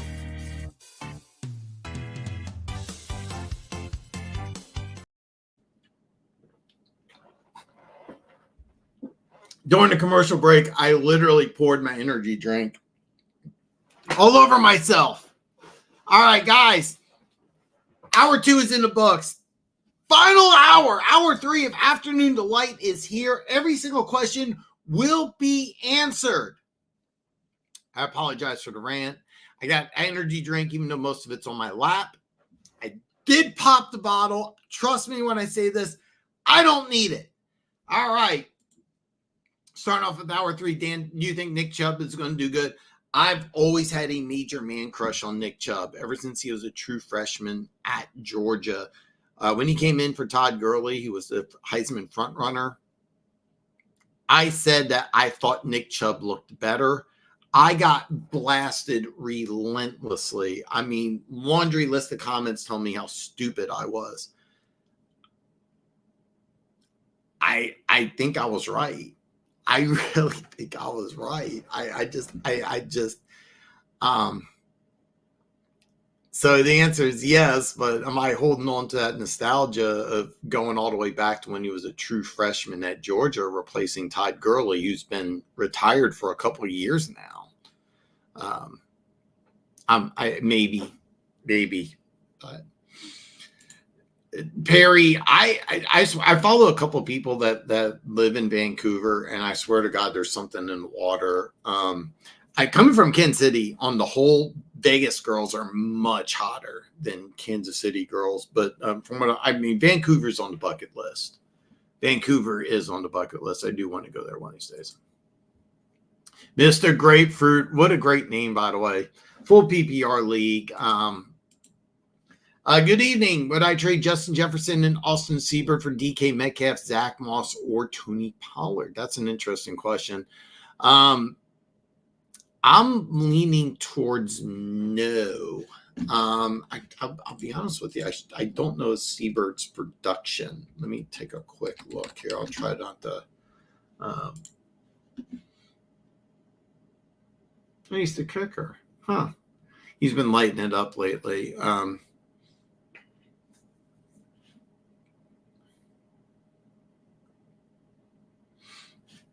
And Aubrey. Aubrey. We were just talking about Aubrey, so I'm drawing a blank here. The Cowboys kicker, okay. I would like Aubrey over Seibert, minor, but the question is, all right. So here's the drill.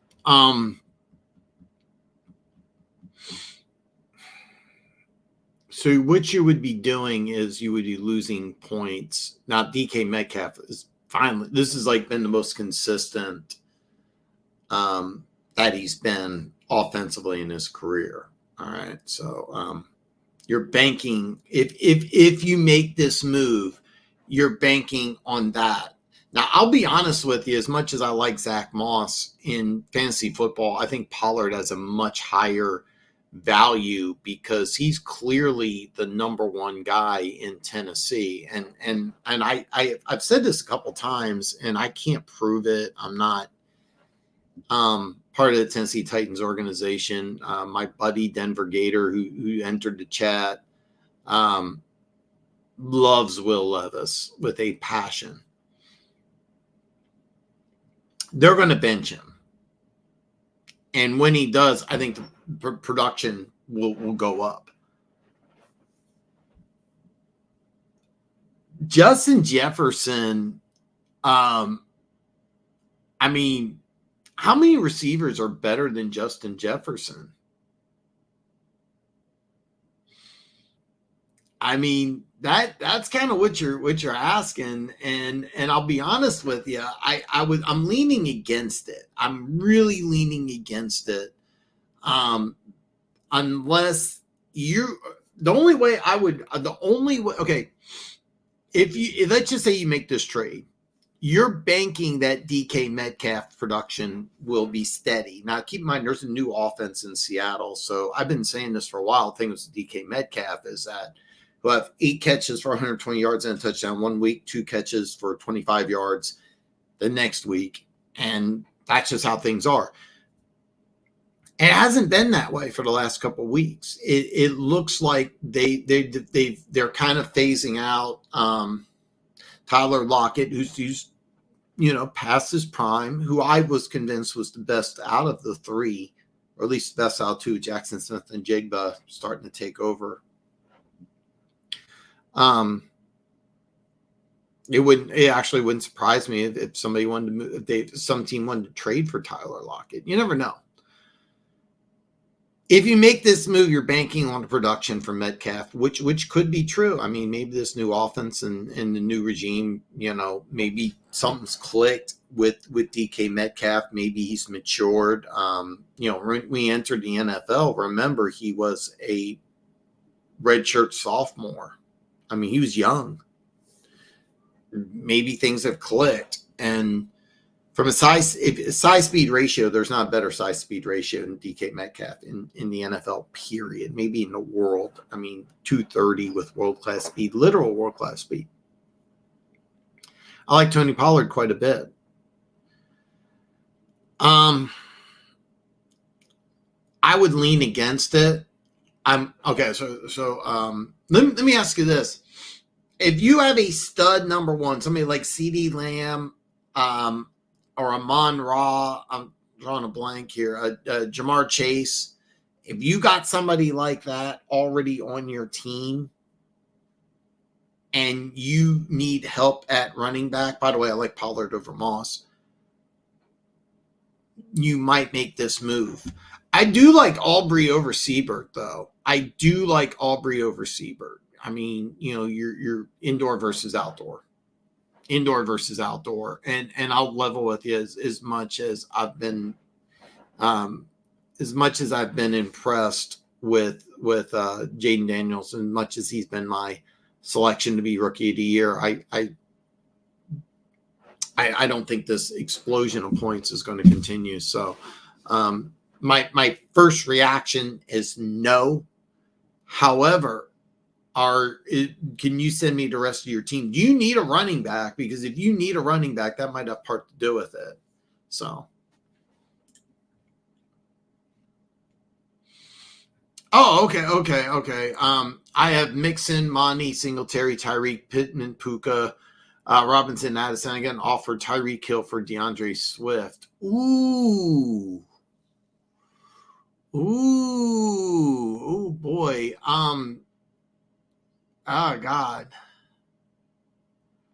Oh, okay. You would be giving up Tyreek Hill. You get time. So I was just talking about Nick Chubb. I have a huge man crush on DeAndre Swift, and they need to figure out how to use him more in Chicago. I've been saying that. I'm also looking at I'm looking at Puka, like when he comes back. If you told me Anthony Richardson's going to be benched for the rest of the year, I would lean a little more towards this, because I think Pittman's a guy. Jordan Addison's going to get some production. I'm not sold on Robinson, but he may be a good play this week. I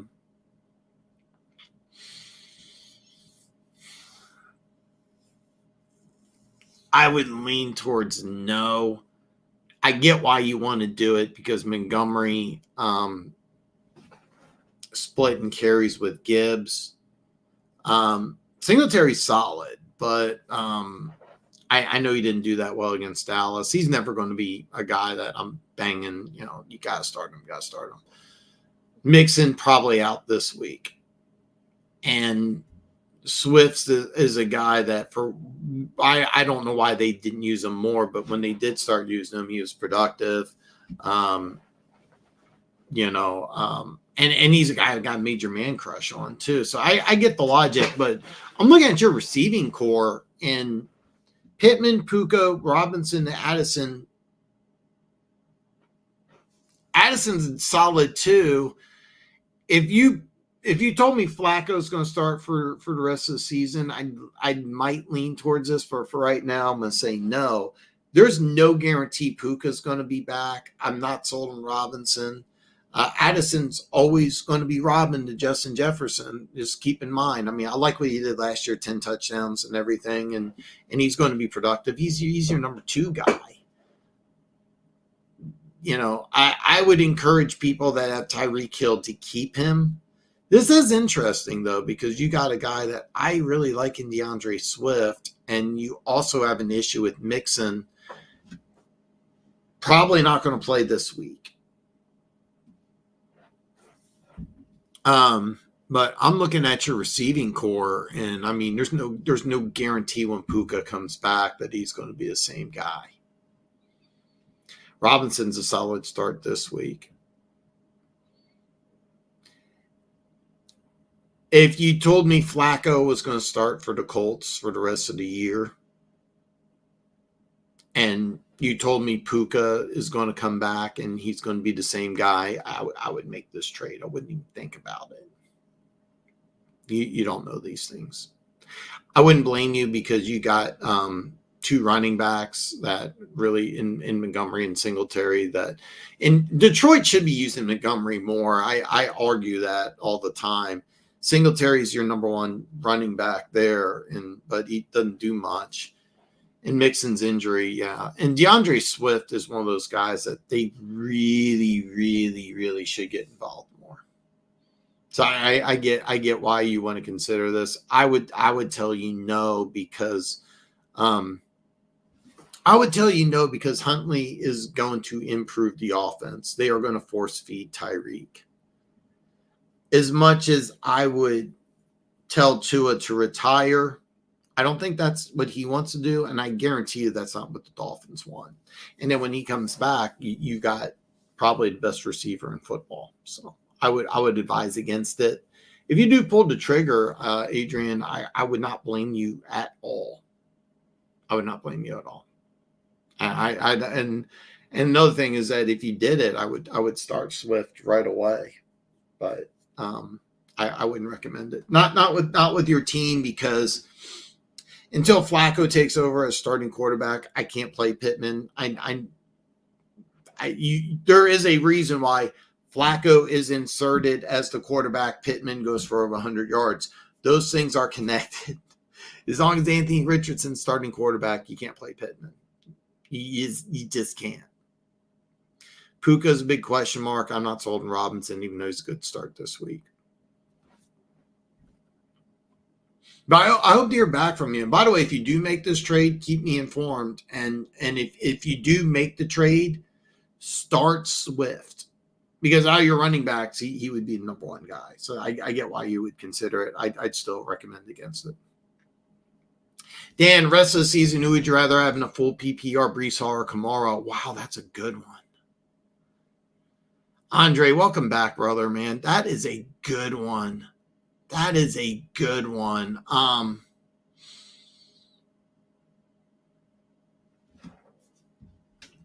on. I'm going to answer. I'm starring this. I'm going to come back to this because this is a good one. Denver Gator! Don't get mad. Somebody was saying something negative about Will Levis. Not me. Okay. Everyone starts with $100. Game players on waiver with their budget, free agent, auction budget. Okay. So the money is everybody starts with the 100 and you claim waivers. So it's a $100 budget. So you get 30. So that's a 30%. Yes. Make the move. And the reason why you want to make this move is because you're going to have some interesting options coming up on the waiver wire. Okay. Jonathan Brooks, for example, may not have been picked up. When he does get off the PUP list, what is he going to do? If Jonathan Taylor can't go, Trey Sermon instantly becomes a starter. You're going to have that option. There's going to be some other names. Maybe nobody picked up Kareem Hunt. Somebody might have, because it's a $100 budget. Because you're not, by the way, you're not like completely losing that trade, but the $30 free agent money, I think is kind of important, because there may be a free agent waiver pick that you may want to get. Jacoby Myers, for example, if he's moved. So yes, in $100 budget, if it was a $200 budget and you're only getting an additional 15%, I might lean against it. But with a 30%, now keep in mind, like if you're down to like maybe $5 already, I'm going to assume that you have at least 50 left. There's going to be some defenses, kickers. There's I mean, look, there's always injuries every year. With a 30% increase in your free agent auction budget, I would make that move, because 2 running backs, that gives you some trade flexibility. So yes, I would make that move. I do want to warn you. I think James Cook is going to continue to have monster production. There's going to be some weeks where you lose, where he's not going to produce as well. But yes, it's not. By the way, I'm not like, oh, you blew this out of the park. No, yeah.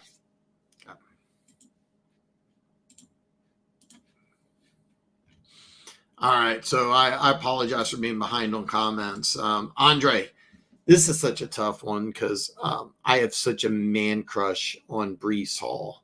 And I really thought his production would be up. Now, here's the problem with Kamara. They have some injuries on the offensive line in New Orleans. All right. The offensive line was thin to begin with.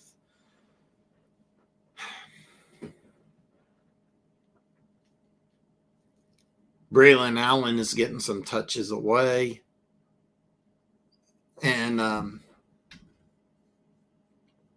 there's talk about, Devontae Adams wants to go back to New York, and that has some consideration, because, we're talking rest of the year, because let's face it, Devontae Adams goes to New York, you're going to lose some production. I am a huge Breece Hall fan. I'm leaning towards Kamara just a hair.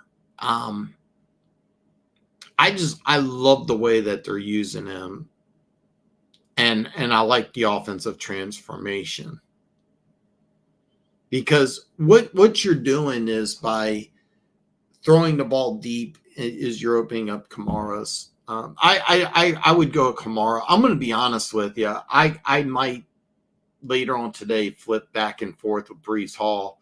Is this a situation where which flavor do you like better, chocolate or strawberry? You've heard me use this analogy before. Yeah. I would lean towards Kamara barely. The way that offense is set up in New Orleans, I think it benefits Kamara, because what you're doing is you're going downfield more, which opens things up. It kind of looks like the way teams are attacking the Jets is that they're almost daring Rodgers to go deep, and it looks like you're playing a lot more crowded fronts, even though you're having offensive line issues with the Saints. I don't think you're really dealing with that. I'm a big fan of both. I'll be honest. I have such a man crush on Breece Hall. I love Breece Hall. which player I like better, it's Breece Hall. With Kamara, I think the offense is better suited for him. I mean, by the way, I mean, look at the production Christian McCaffrey had. Like you could see something like that with Kamara. You really could. Another thing, Breece Hall is that, with Braylon Allen, you're going to be splitting touches. I still think Breece Hall's the main guy, but Kamara. But I mean, I don't hate you if you said Dan, it's Hall instead, because I love Breece Hall. That's a tough one. There's not like a clear cut winner, but I'd lean towards Kamara slightly. Ooh, this is a fun one. Redraft PPR. Dan, would you trade Garrett Wilson for Higgins? Okay, I want to make sure I have this right here, Chaka. Garrett Wilson, you get T. Higgins, Brian Thomas Jr., and Kelsey, redraft PPR. Absolutely. Number one, Higgins' production is going to go down, but he could be going to a different team. Brian Thomas Jr. has a chance to explode, and I'm assuming with Kelsey, I mean, there's not too many tight ends. I mean, I'm a Chiefs fan. Kelsey doesn't have a touchdown yet this year. I'm pretty sure he will. He'll get a few. But Kelsey, despite the lack of production early, he's not the same dude, but he's probably a starter. And in Brian Thomas Jr., you got a guy with massive upside. So, yeah, I would make this move. Absolutely.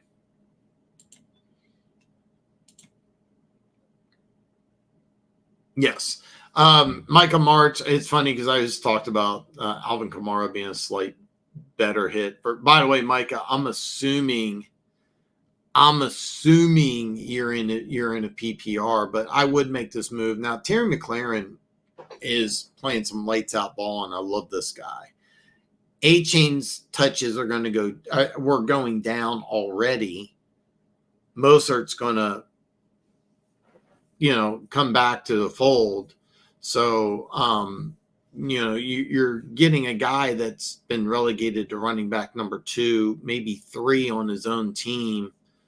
I can't say healthy, and you always want to go with a 3 down back versus a receiver. And if it is a PPR league, now keep in mind there's a few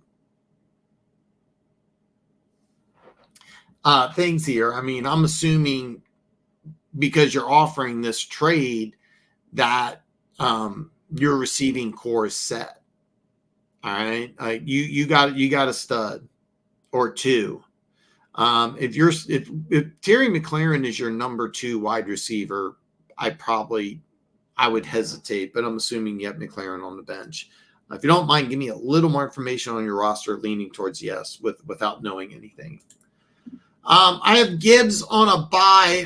Rice and Cup are out. Ooh, that's a tough one, man. Ray Gamer, man, that is a tough one. Who should I start here in standard 6 points TD pick 3? Kareem Hunt versus Saints. Solid. Ayuk versus Cardinals. Another one that's solid. Jennings or Johnson versus Bears. Or Pittman versus Jags. Okay. Rashawn Johnson. I'm assuming you mean Ayuk or Jennings. Correct me if I'm wrong. I'm since the energy drink spilled all over my lap. No, I'm playing.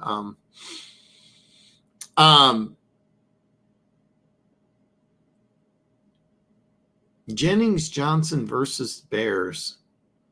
Well, the Jennings, I'm assuming you mean Jennings versus the Cardinals. Do I have that right?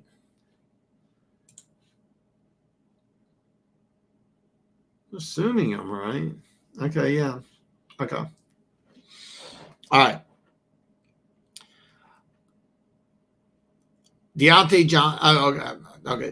Johnson.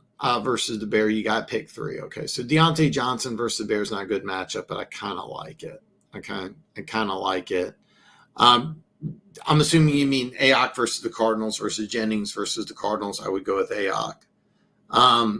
And I would go with Kareem Hunt against the Saints. I do want to check here real fast here, and because I'm 90% sure that they're just going to roll with Anthony Richardson. Limited in Wednesday's practice, which means he'll play.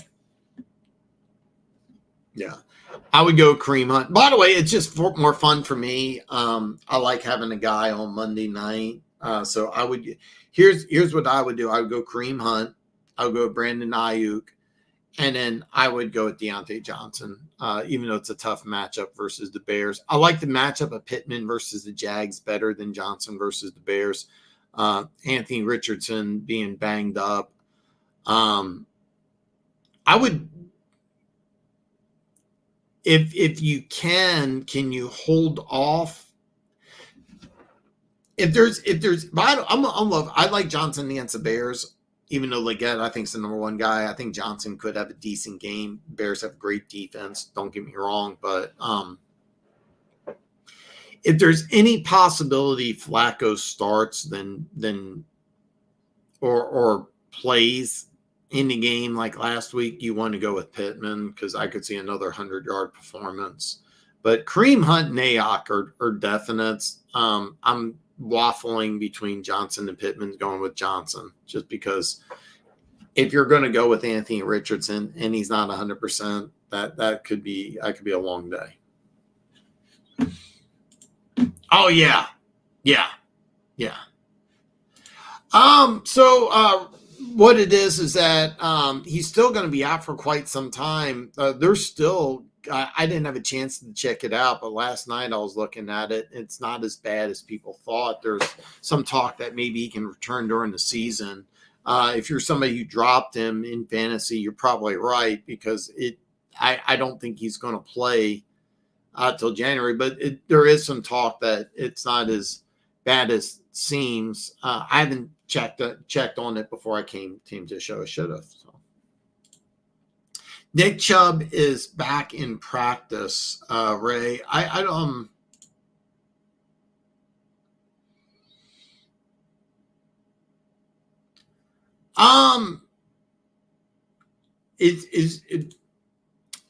have no idea because he's back at practice. You don't have to start anybody on Thursday night. If you don't have to start anybody on Thursday night, keep an eye out because I'll be honest with you. If Chubb plays, I would start him, but I don't think he is. I think he's coming back to practice, and I think he'll play next week. So, Rhinos Roundtable.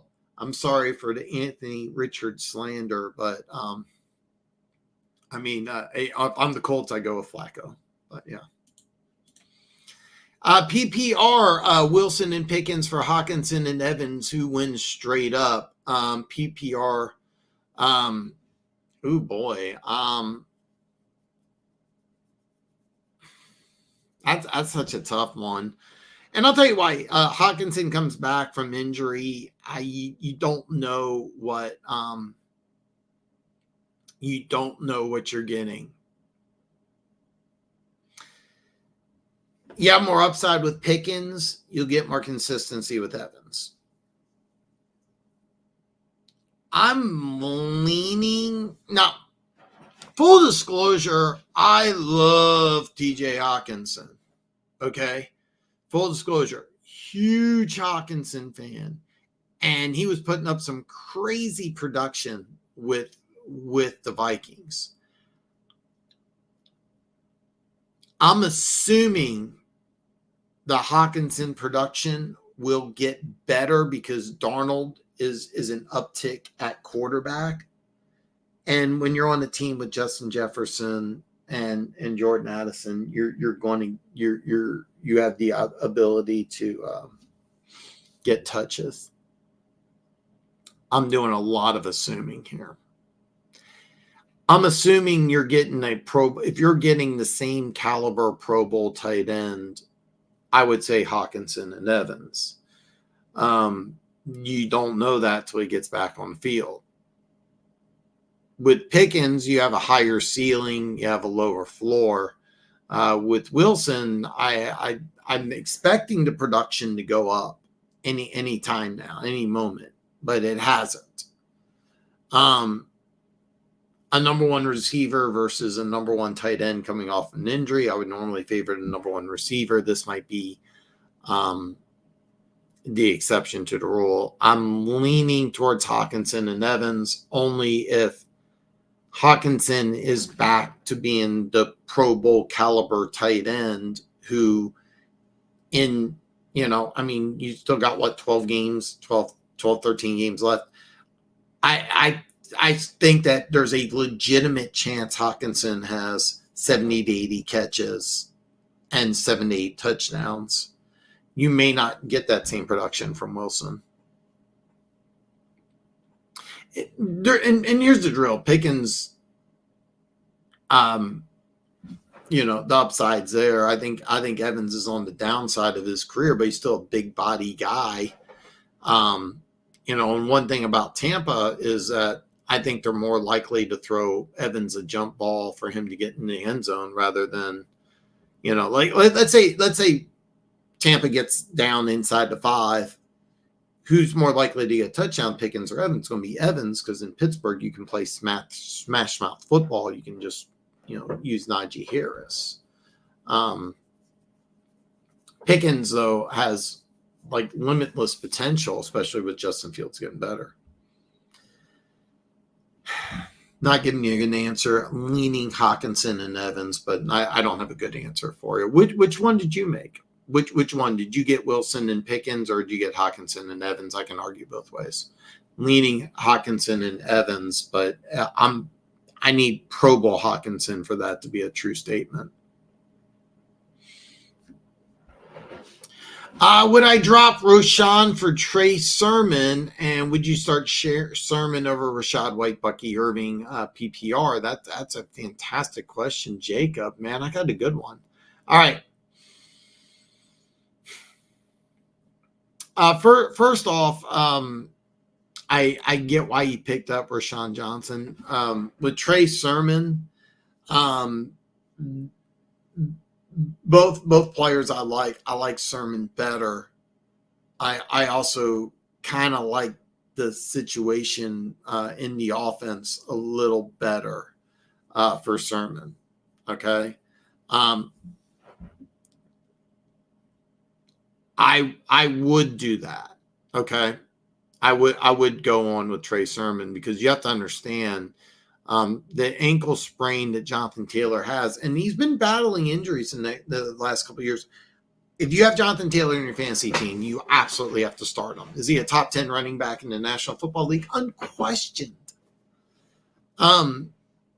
You're not getting that from Trey Sermon, but if he does play, then yeah. If Trey Sermon, let's just say Jonathan Taylor goes down, Trey Sermon automatically becomes a running back number 2 in fantasy football. You'll never get that from Rashawn. Never. Nothing against Rashawn Johnson. There's going to be a Rashawn Johnson fan mad at me, but you're just not getting that.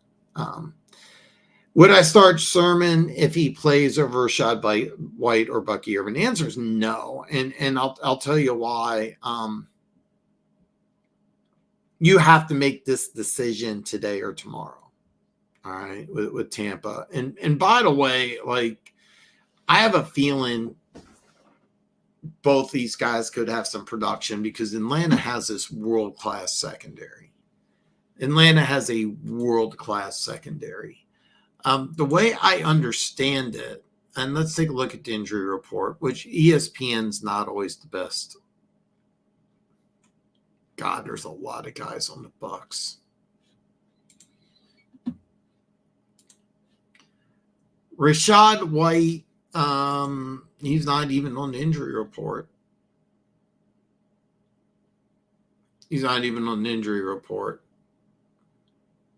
Okay.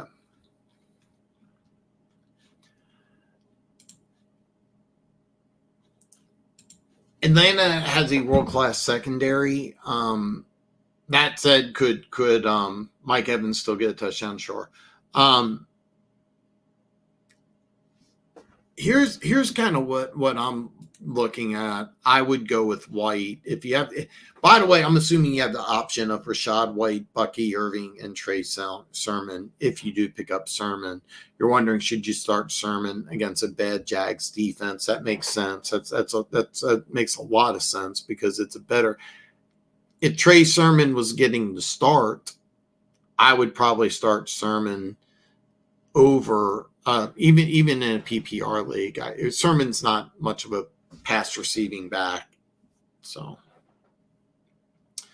I could see Rashad White this being a game where he has like 6 to 8, maybe more catches. I really think this is going to be a big game for him in PPR, and it could be one of those games where he has like 12 carries, 40 yards.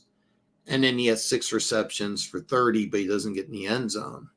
I can see this being that type of game. And by the way, in a full PPR league, that's still going to get you, depending on the league, but that's still going to get you double digits.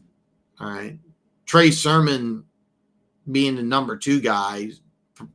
I mean, what did he do last week? 5 carries, 8 yards, something like that. I mean, yeah, so I would go with Rashad White. And then, by the way, if you do get a touchdown, then that's even better. So, Deontay Johnson. That's what I was thinking. And then Jennings versus. Okay,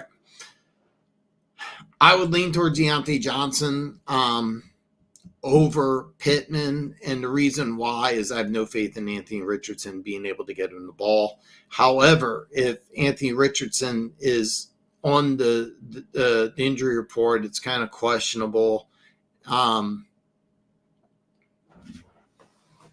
You might want to do a last-minute switcheroo and put in Pittman. Much better matchup against a Jags defense who's not been playing terrible, contrary to popular belief. But it's a better option than Deontay Johnson going to Chicago. Keep an eye out, but I still like Deontay Johnson. And then it's the way I was pretty sure this is what it was, but yeah, I'd go Ayuk over Jennings, and then I again, it's personal preference, but I like a guy on Monday night, and I think Kareem Hunt will score on Monday night. I do think he's going to score on Monday night. I really do. I really think he's going to get his first touchdown. I think the Chiefs kind of, by the way, they didn't even really use him in the passing game. He's an excellent receiver, so. But yeah, I like Kareem Hunt. I like Ayuk. I think the only question here is do you want to go with Johnson or Pittman? Keep an eye on the injury. By the way, if you go with Pittman,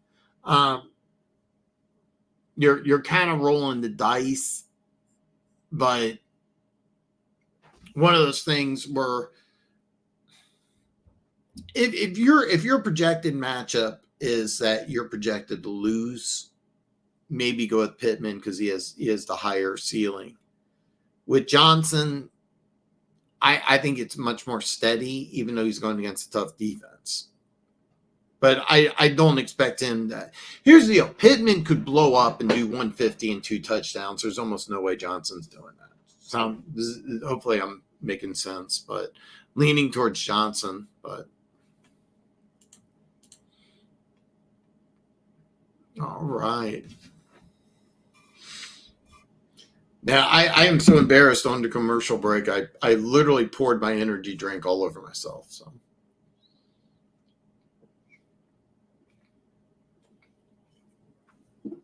RV, what's up, brother?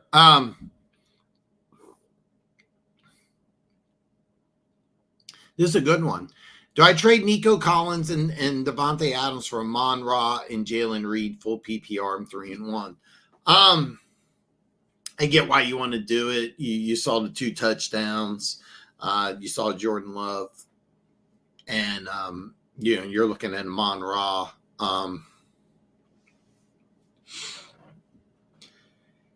And you saw the Devontae Adams trade. So I 100% get the logic behind this. By the way, this is never a channel where I brought up, I don't know how long you've been paying attention, but there's a lot of channels where if you disagree with the host or the guy doing the talking that, you're banned, you're going to be, is not that place. This is not also going to be the channel where if I tell you one thing and you do another and a player gets hurt, I'm not going to be the I told you so guy.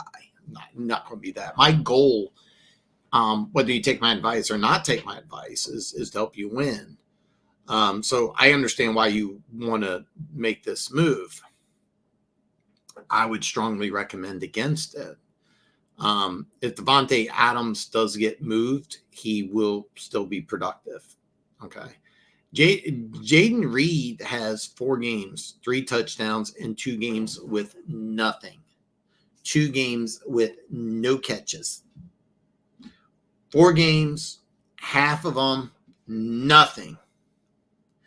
You're never going to get nothing out of Nico Collins and Davante Adams. Both these guys are starters. So I understand because you're 3-1, you're thinking, okay, well, look, I could. When if I get Reed and he blows up in the Green Bay offense because Jordan Love's coming back. Where Davante Adams kind of stuck in that Raiders offense. If he does get traded, you have some questions. Okay. I get it. I would recommend against this.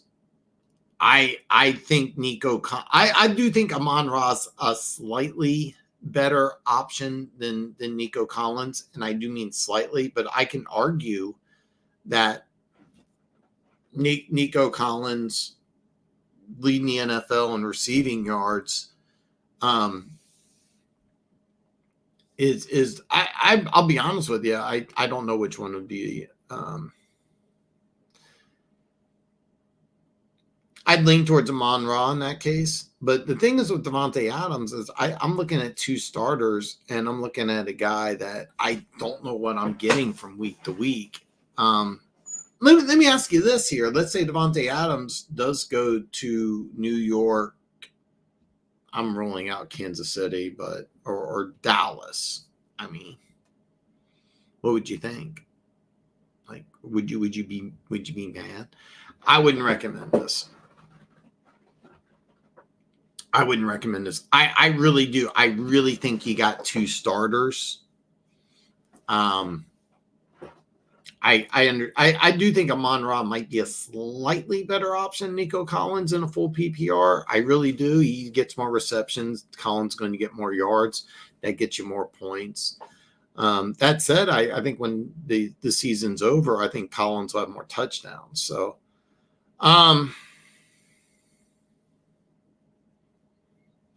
you know what, Keaton, did I just gloss over your comment? I did. Keaton Talk Sports joined the chat. His week 5 video is out. Do check mine out. It is out as well. But RV, the final answer is no, I wouldn't. But I understand why you want to make this move, and I understand the logic behind it. I wouldn't do it though. I really wouldn't. You're gonna have a lot of weeks where Reed doesn't do anything. There's a lot of other options. You got Christian Watson, you got Tucker Kraft, you got Josh Jacobs.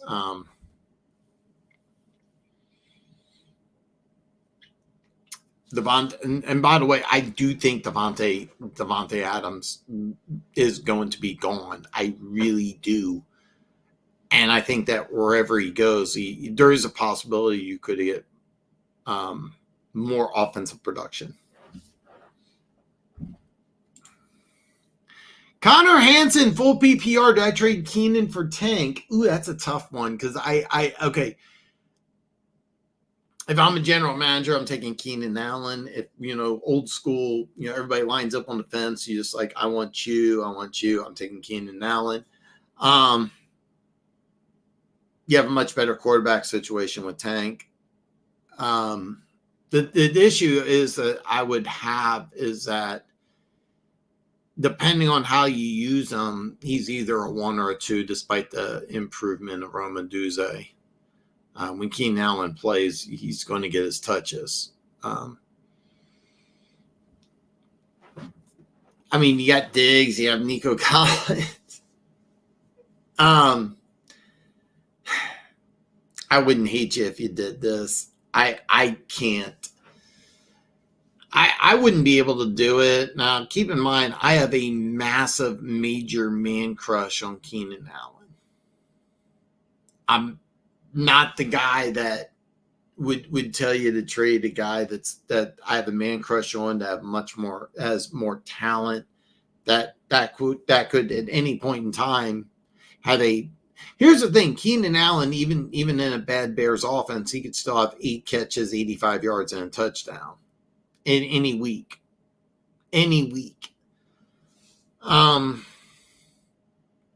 Another thing about Tank Dell was that I raved earlier about the Titans defense, and I do think it's good. Jacksonville's isn't. Colts isn't. I could make an argument for this. I really could. Me personally, you're talking about a guy I just absolutely loved for years, for a guy who is option 2 or 3. So I wouldn't blame you if you did it. I would not recommend it personally, because despite Oduze's improvement, and even though I have no faith in Caleb Williams, I just see a guy that could just put up some monster numbers for you.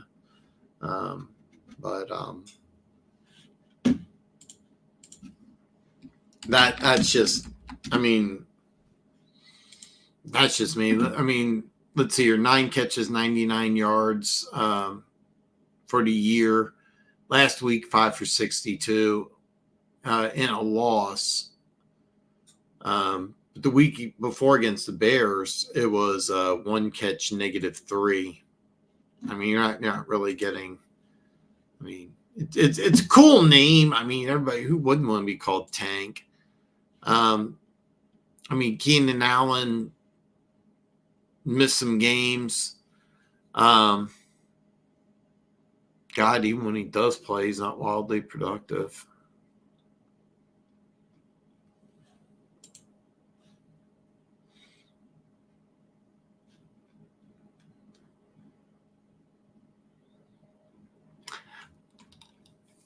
I wouldn't hate you if you did it, but I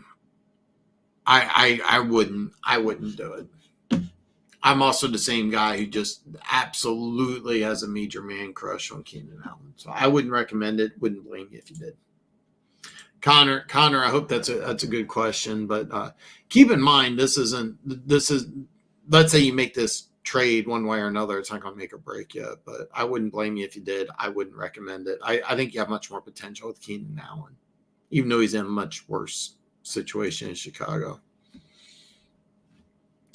It's King Ahmed. That is what an awesome name, man. That is just awesome. 12-man PPR trade, London and Ramondre for A.J. Brown, Jonathan Brooks. I have Mason and Kyren at running back, Debo at Chase at wide receiver. London is my flex currently. I kind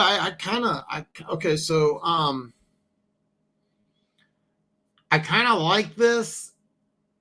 You know what? So you have Mason and Kyren, so you're going to bench Ramondre. And London's at your flex currently. Yeah, I like this trade. You have a guy in A.J. Brown who massive uptick. You have to understand, when he gets back from injury, the offense, he was wildly productive last year, and this is much more of a pass-heavy offense. So A.J. Brown is a much better option, in my opinion. And I have no faith that they're using Drake London correctly. So A.J., because right now you said London is your flex, which means you're starting Mason and Kyren. You don't have Ramondre Stevenson. He's just on your bench, right? So what you would do is you would have A.J. Brown. Now, here's the unknown, is Jonathan Brooks. Now, I love Ramondre Stevenson. He gets over those fumbling issues. He could be a really, really good player. But Kyron Williams is the guy that's production's going to go up. I'm just kind of geeked out because you got a guy in Debo and Chase that could put up monster numbers every single game. Then you get AJ Brown who could be right up there. What I love about this trade is that you have this unknown in Jonathan Brooks. He could be a guy that is returning kicks and tackling guys on special teams. He could be the number one running back. I like the move. Because I like the move because you're not currently using Ramondre. You're not banking on him. And as much as I love at the beginning of the season, of course, nobody was expecting CMC, but I mean, at the beginning of the season, I would have said, okay, you got Ramondre and Kyron and you're set. And Ramondre, you may have some buyer's remorse. If you do make this move, you could have some remorse in Ramondre, but I would recommend it because AJ Brown, you could have something just monstrous with Debo, Chase, and AJ Brown. I have no faith that Atlanta's going to use Drake London. So yeah, make this trade, man. It's King Ahmed. I really, really hope to hear back from you, man. I hope you make this move. Keep me informed on how you're doing because this looks like you could have something monstrous in the future. And if Jordan Brooks ends up being the starter, you're going to love me. Yeah, make this move. Armando Zapata, AZ. Braylon Allen and Mark Andrews are on waivers. I'm second on the waivers with K-Med as my tight end. Who would I go for first? So when you put in B. Allen, I instantly went for Braylon Allen. John, if you're referring to a tight end, the only tight end I could think of is the Rams tight end. I know its last name's Allen, but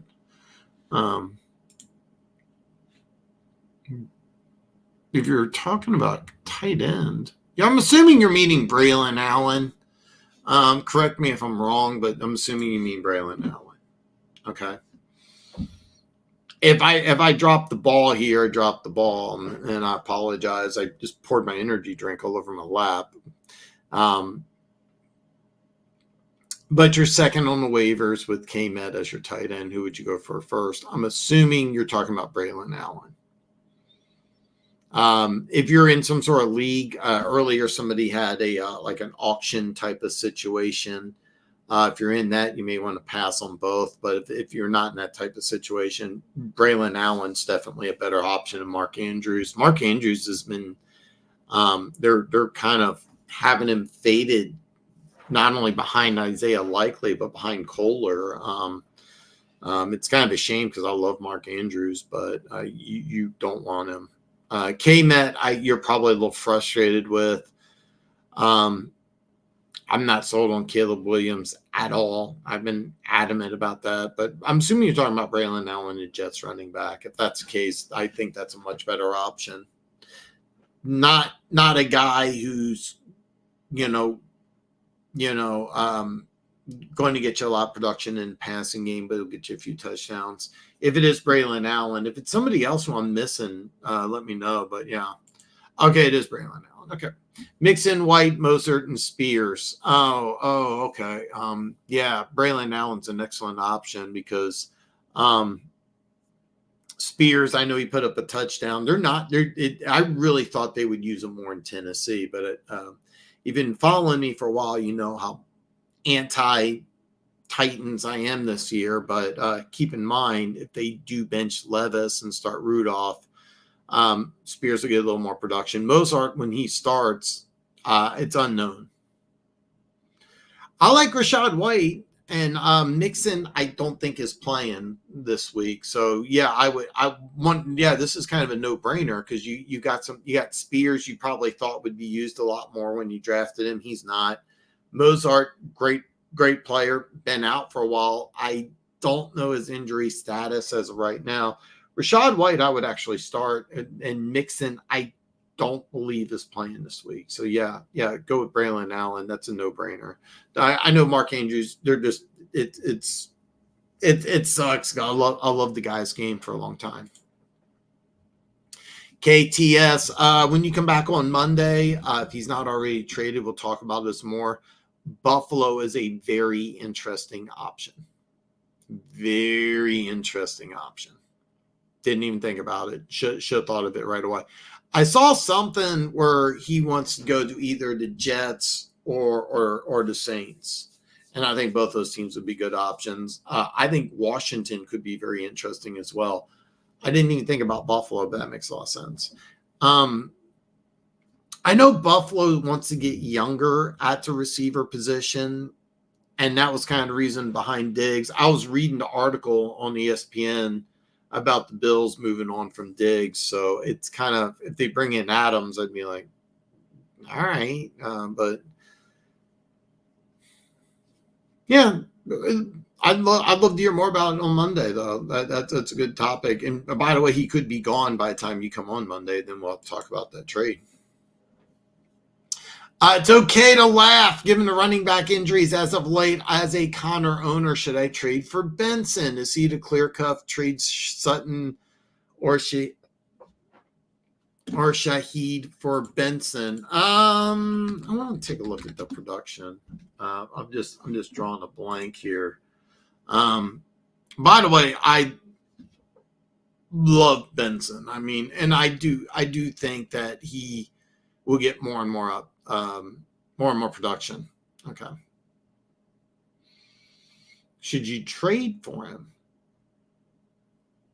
Oh, okay. I get it. Trade Sutton or Shaheed for Benson. Okay. I need a little. Okay. I'm going to wrap up in the next couple of minutes. You don't have to make a decision now. I love the idea of acquiring Benson. Sutton and Shaheed are two guys that is both those guys are production's going to go up. With Shaheed, he may have had his best production of the year. Keep in mind with the Saints, they have some offensive line issues, and also I think Chris Olave is really the number one guy. With Sutton, I know Knicks had 50 yards passing, so if you got one of these guys that you're not even using, it might be a decent move. Benson will take over for Connor and get more touches as the season. I think there will be a time where Benson takes over for Connor. Here's the deal. I still think Sutton has a lot of value. And I mean, in your league, are you just not using either one of these guys? Because if you're not, make the move. You have to start Connor for right now, but Benson will take over. So I didn't give you a yes or no answer. I know. I do got to wrap up because I'm going to end the show here in a few minutes. I do want to answer all questions before I go, but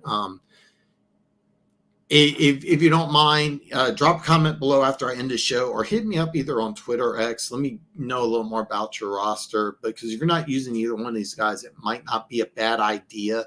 I would lean towards Shaheed out of the two, because I think Sutton's. Keep in mind, you might be in a situation where you could trade and get something more than Benson. That's another thing. Oaks, Kyler or Baker this week? Okay, so Baker obviously is going to play on Thursday Night Football, so you got to make this decision fast. Baker's going against one of the best secondaries in the National Football League. I know 49ers is really, really, really, really, really good. Really, really, really, really good. Okay. I would go with Kyler Murray. They always play the 49ers tough. without Fred Warner. I should have known the injury status, and I know I got to get this to you fast. I also got to end the show here. I would go Kyler Murray. That Falcons defense is tough. I know on a short week it's a pretty tough matchup. So I would go with Kyler Murray, even though going against 49ers is tough. What do we do with A-Rich? Am I really start? Yeah. Start for the rest of the season. Start Geno Smith. If the Colts are smart. By the way, he might not play. He's doubtful, but yeah. Do go with Geno Smith for the rest of the year. Absolutely. If the Colts are smart, they bench him. Even though I got some hate here from Rhino's Roundtable. Pick 3 PPR. Xavier Worthy. Okay, Brian Thomas Jr. Oh yeah, this is easy. Pick 3. This is easy. Thomas, MHJ, and Pittman. Same thing. As soon as Flacco starts, Pittman becomes a very good option. I think it's coming. So, Patriots or Packers defense this week. Keaton says, yeah, it is. God, I forgot. I shouldn't. Oh yeah. We're playing the Rams. Yeah, go with the Patriots. Garrett Wilson and Zach Charbonnet for Debo. I have K9, by the way. That is interesting. Okay. So you get Garrett Wilson and Charbonnet, and you're giving up Debo. Ooh. I don't. Okay, so if you're the one who has Debo, I don't know if I really want to let him go. If you're getting Debo and you're giving up Charbonnet, I understand why you want to hold on to Charbonnet because you have Kenneth Murray. This is a tough one. You're giving up Debo. You're going to have some buyer's remorse, but you're also going to have some days where, you're going to have some games where he puts up some monster numbers. You're going to be mad. The one thing is about Debo, you can't guarantee you're going to be safety. If you're the one who gets Garrett Wilson and Charbonnet and you have Kenneth Murray, I really like that because you can, whichever one's healthy, and Kenneth Murray has some issues staying healthy. Garrett Wilson uptake. If you're the one who has Debo, you're going to have some buyer's remorse. If you're trading for Debo, I would have a hard time pulling the trigger trading for Debo. Now, there is some exceptions. Like if you need some points, I got to wrap up. I can't give you a clear-cut answer. If you don't mind, can you come back tomorrow? I don't know which one you're getting. I don't know if you're giving up Debo or getting Debo, or you can hit me up, email old school Dan Talks Football at Yahoo, or drop a comment or DM me on Instagram or X. Which one is it? If you have Garrett Wilson and Charbonnet, I would strongly suggest you keep them. There is some exceptions. Should I trade ETN and Pollard to get Bijan? No, absolutely not. Pollard's and ETN are in the plus. So Bijan Robinson should be, but no. No, I'm going to end it on this one. Don't do this because I've been saying Will Levis is going to be benched. Pollard's performance is going to go up. So, final question before I end the show: should I trade Cooper Kupp and James Cook for Mason, Rico Dowdle, full PPR? I have Amon-Ra. Nice. T. Higgins, Jalen Reed, Brian Robinson, and Jerome Ford. Okay, so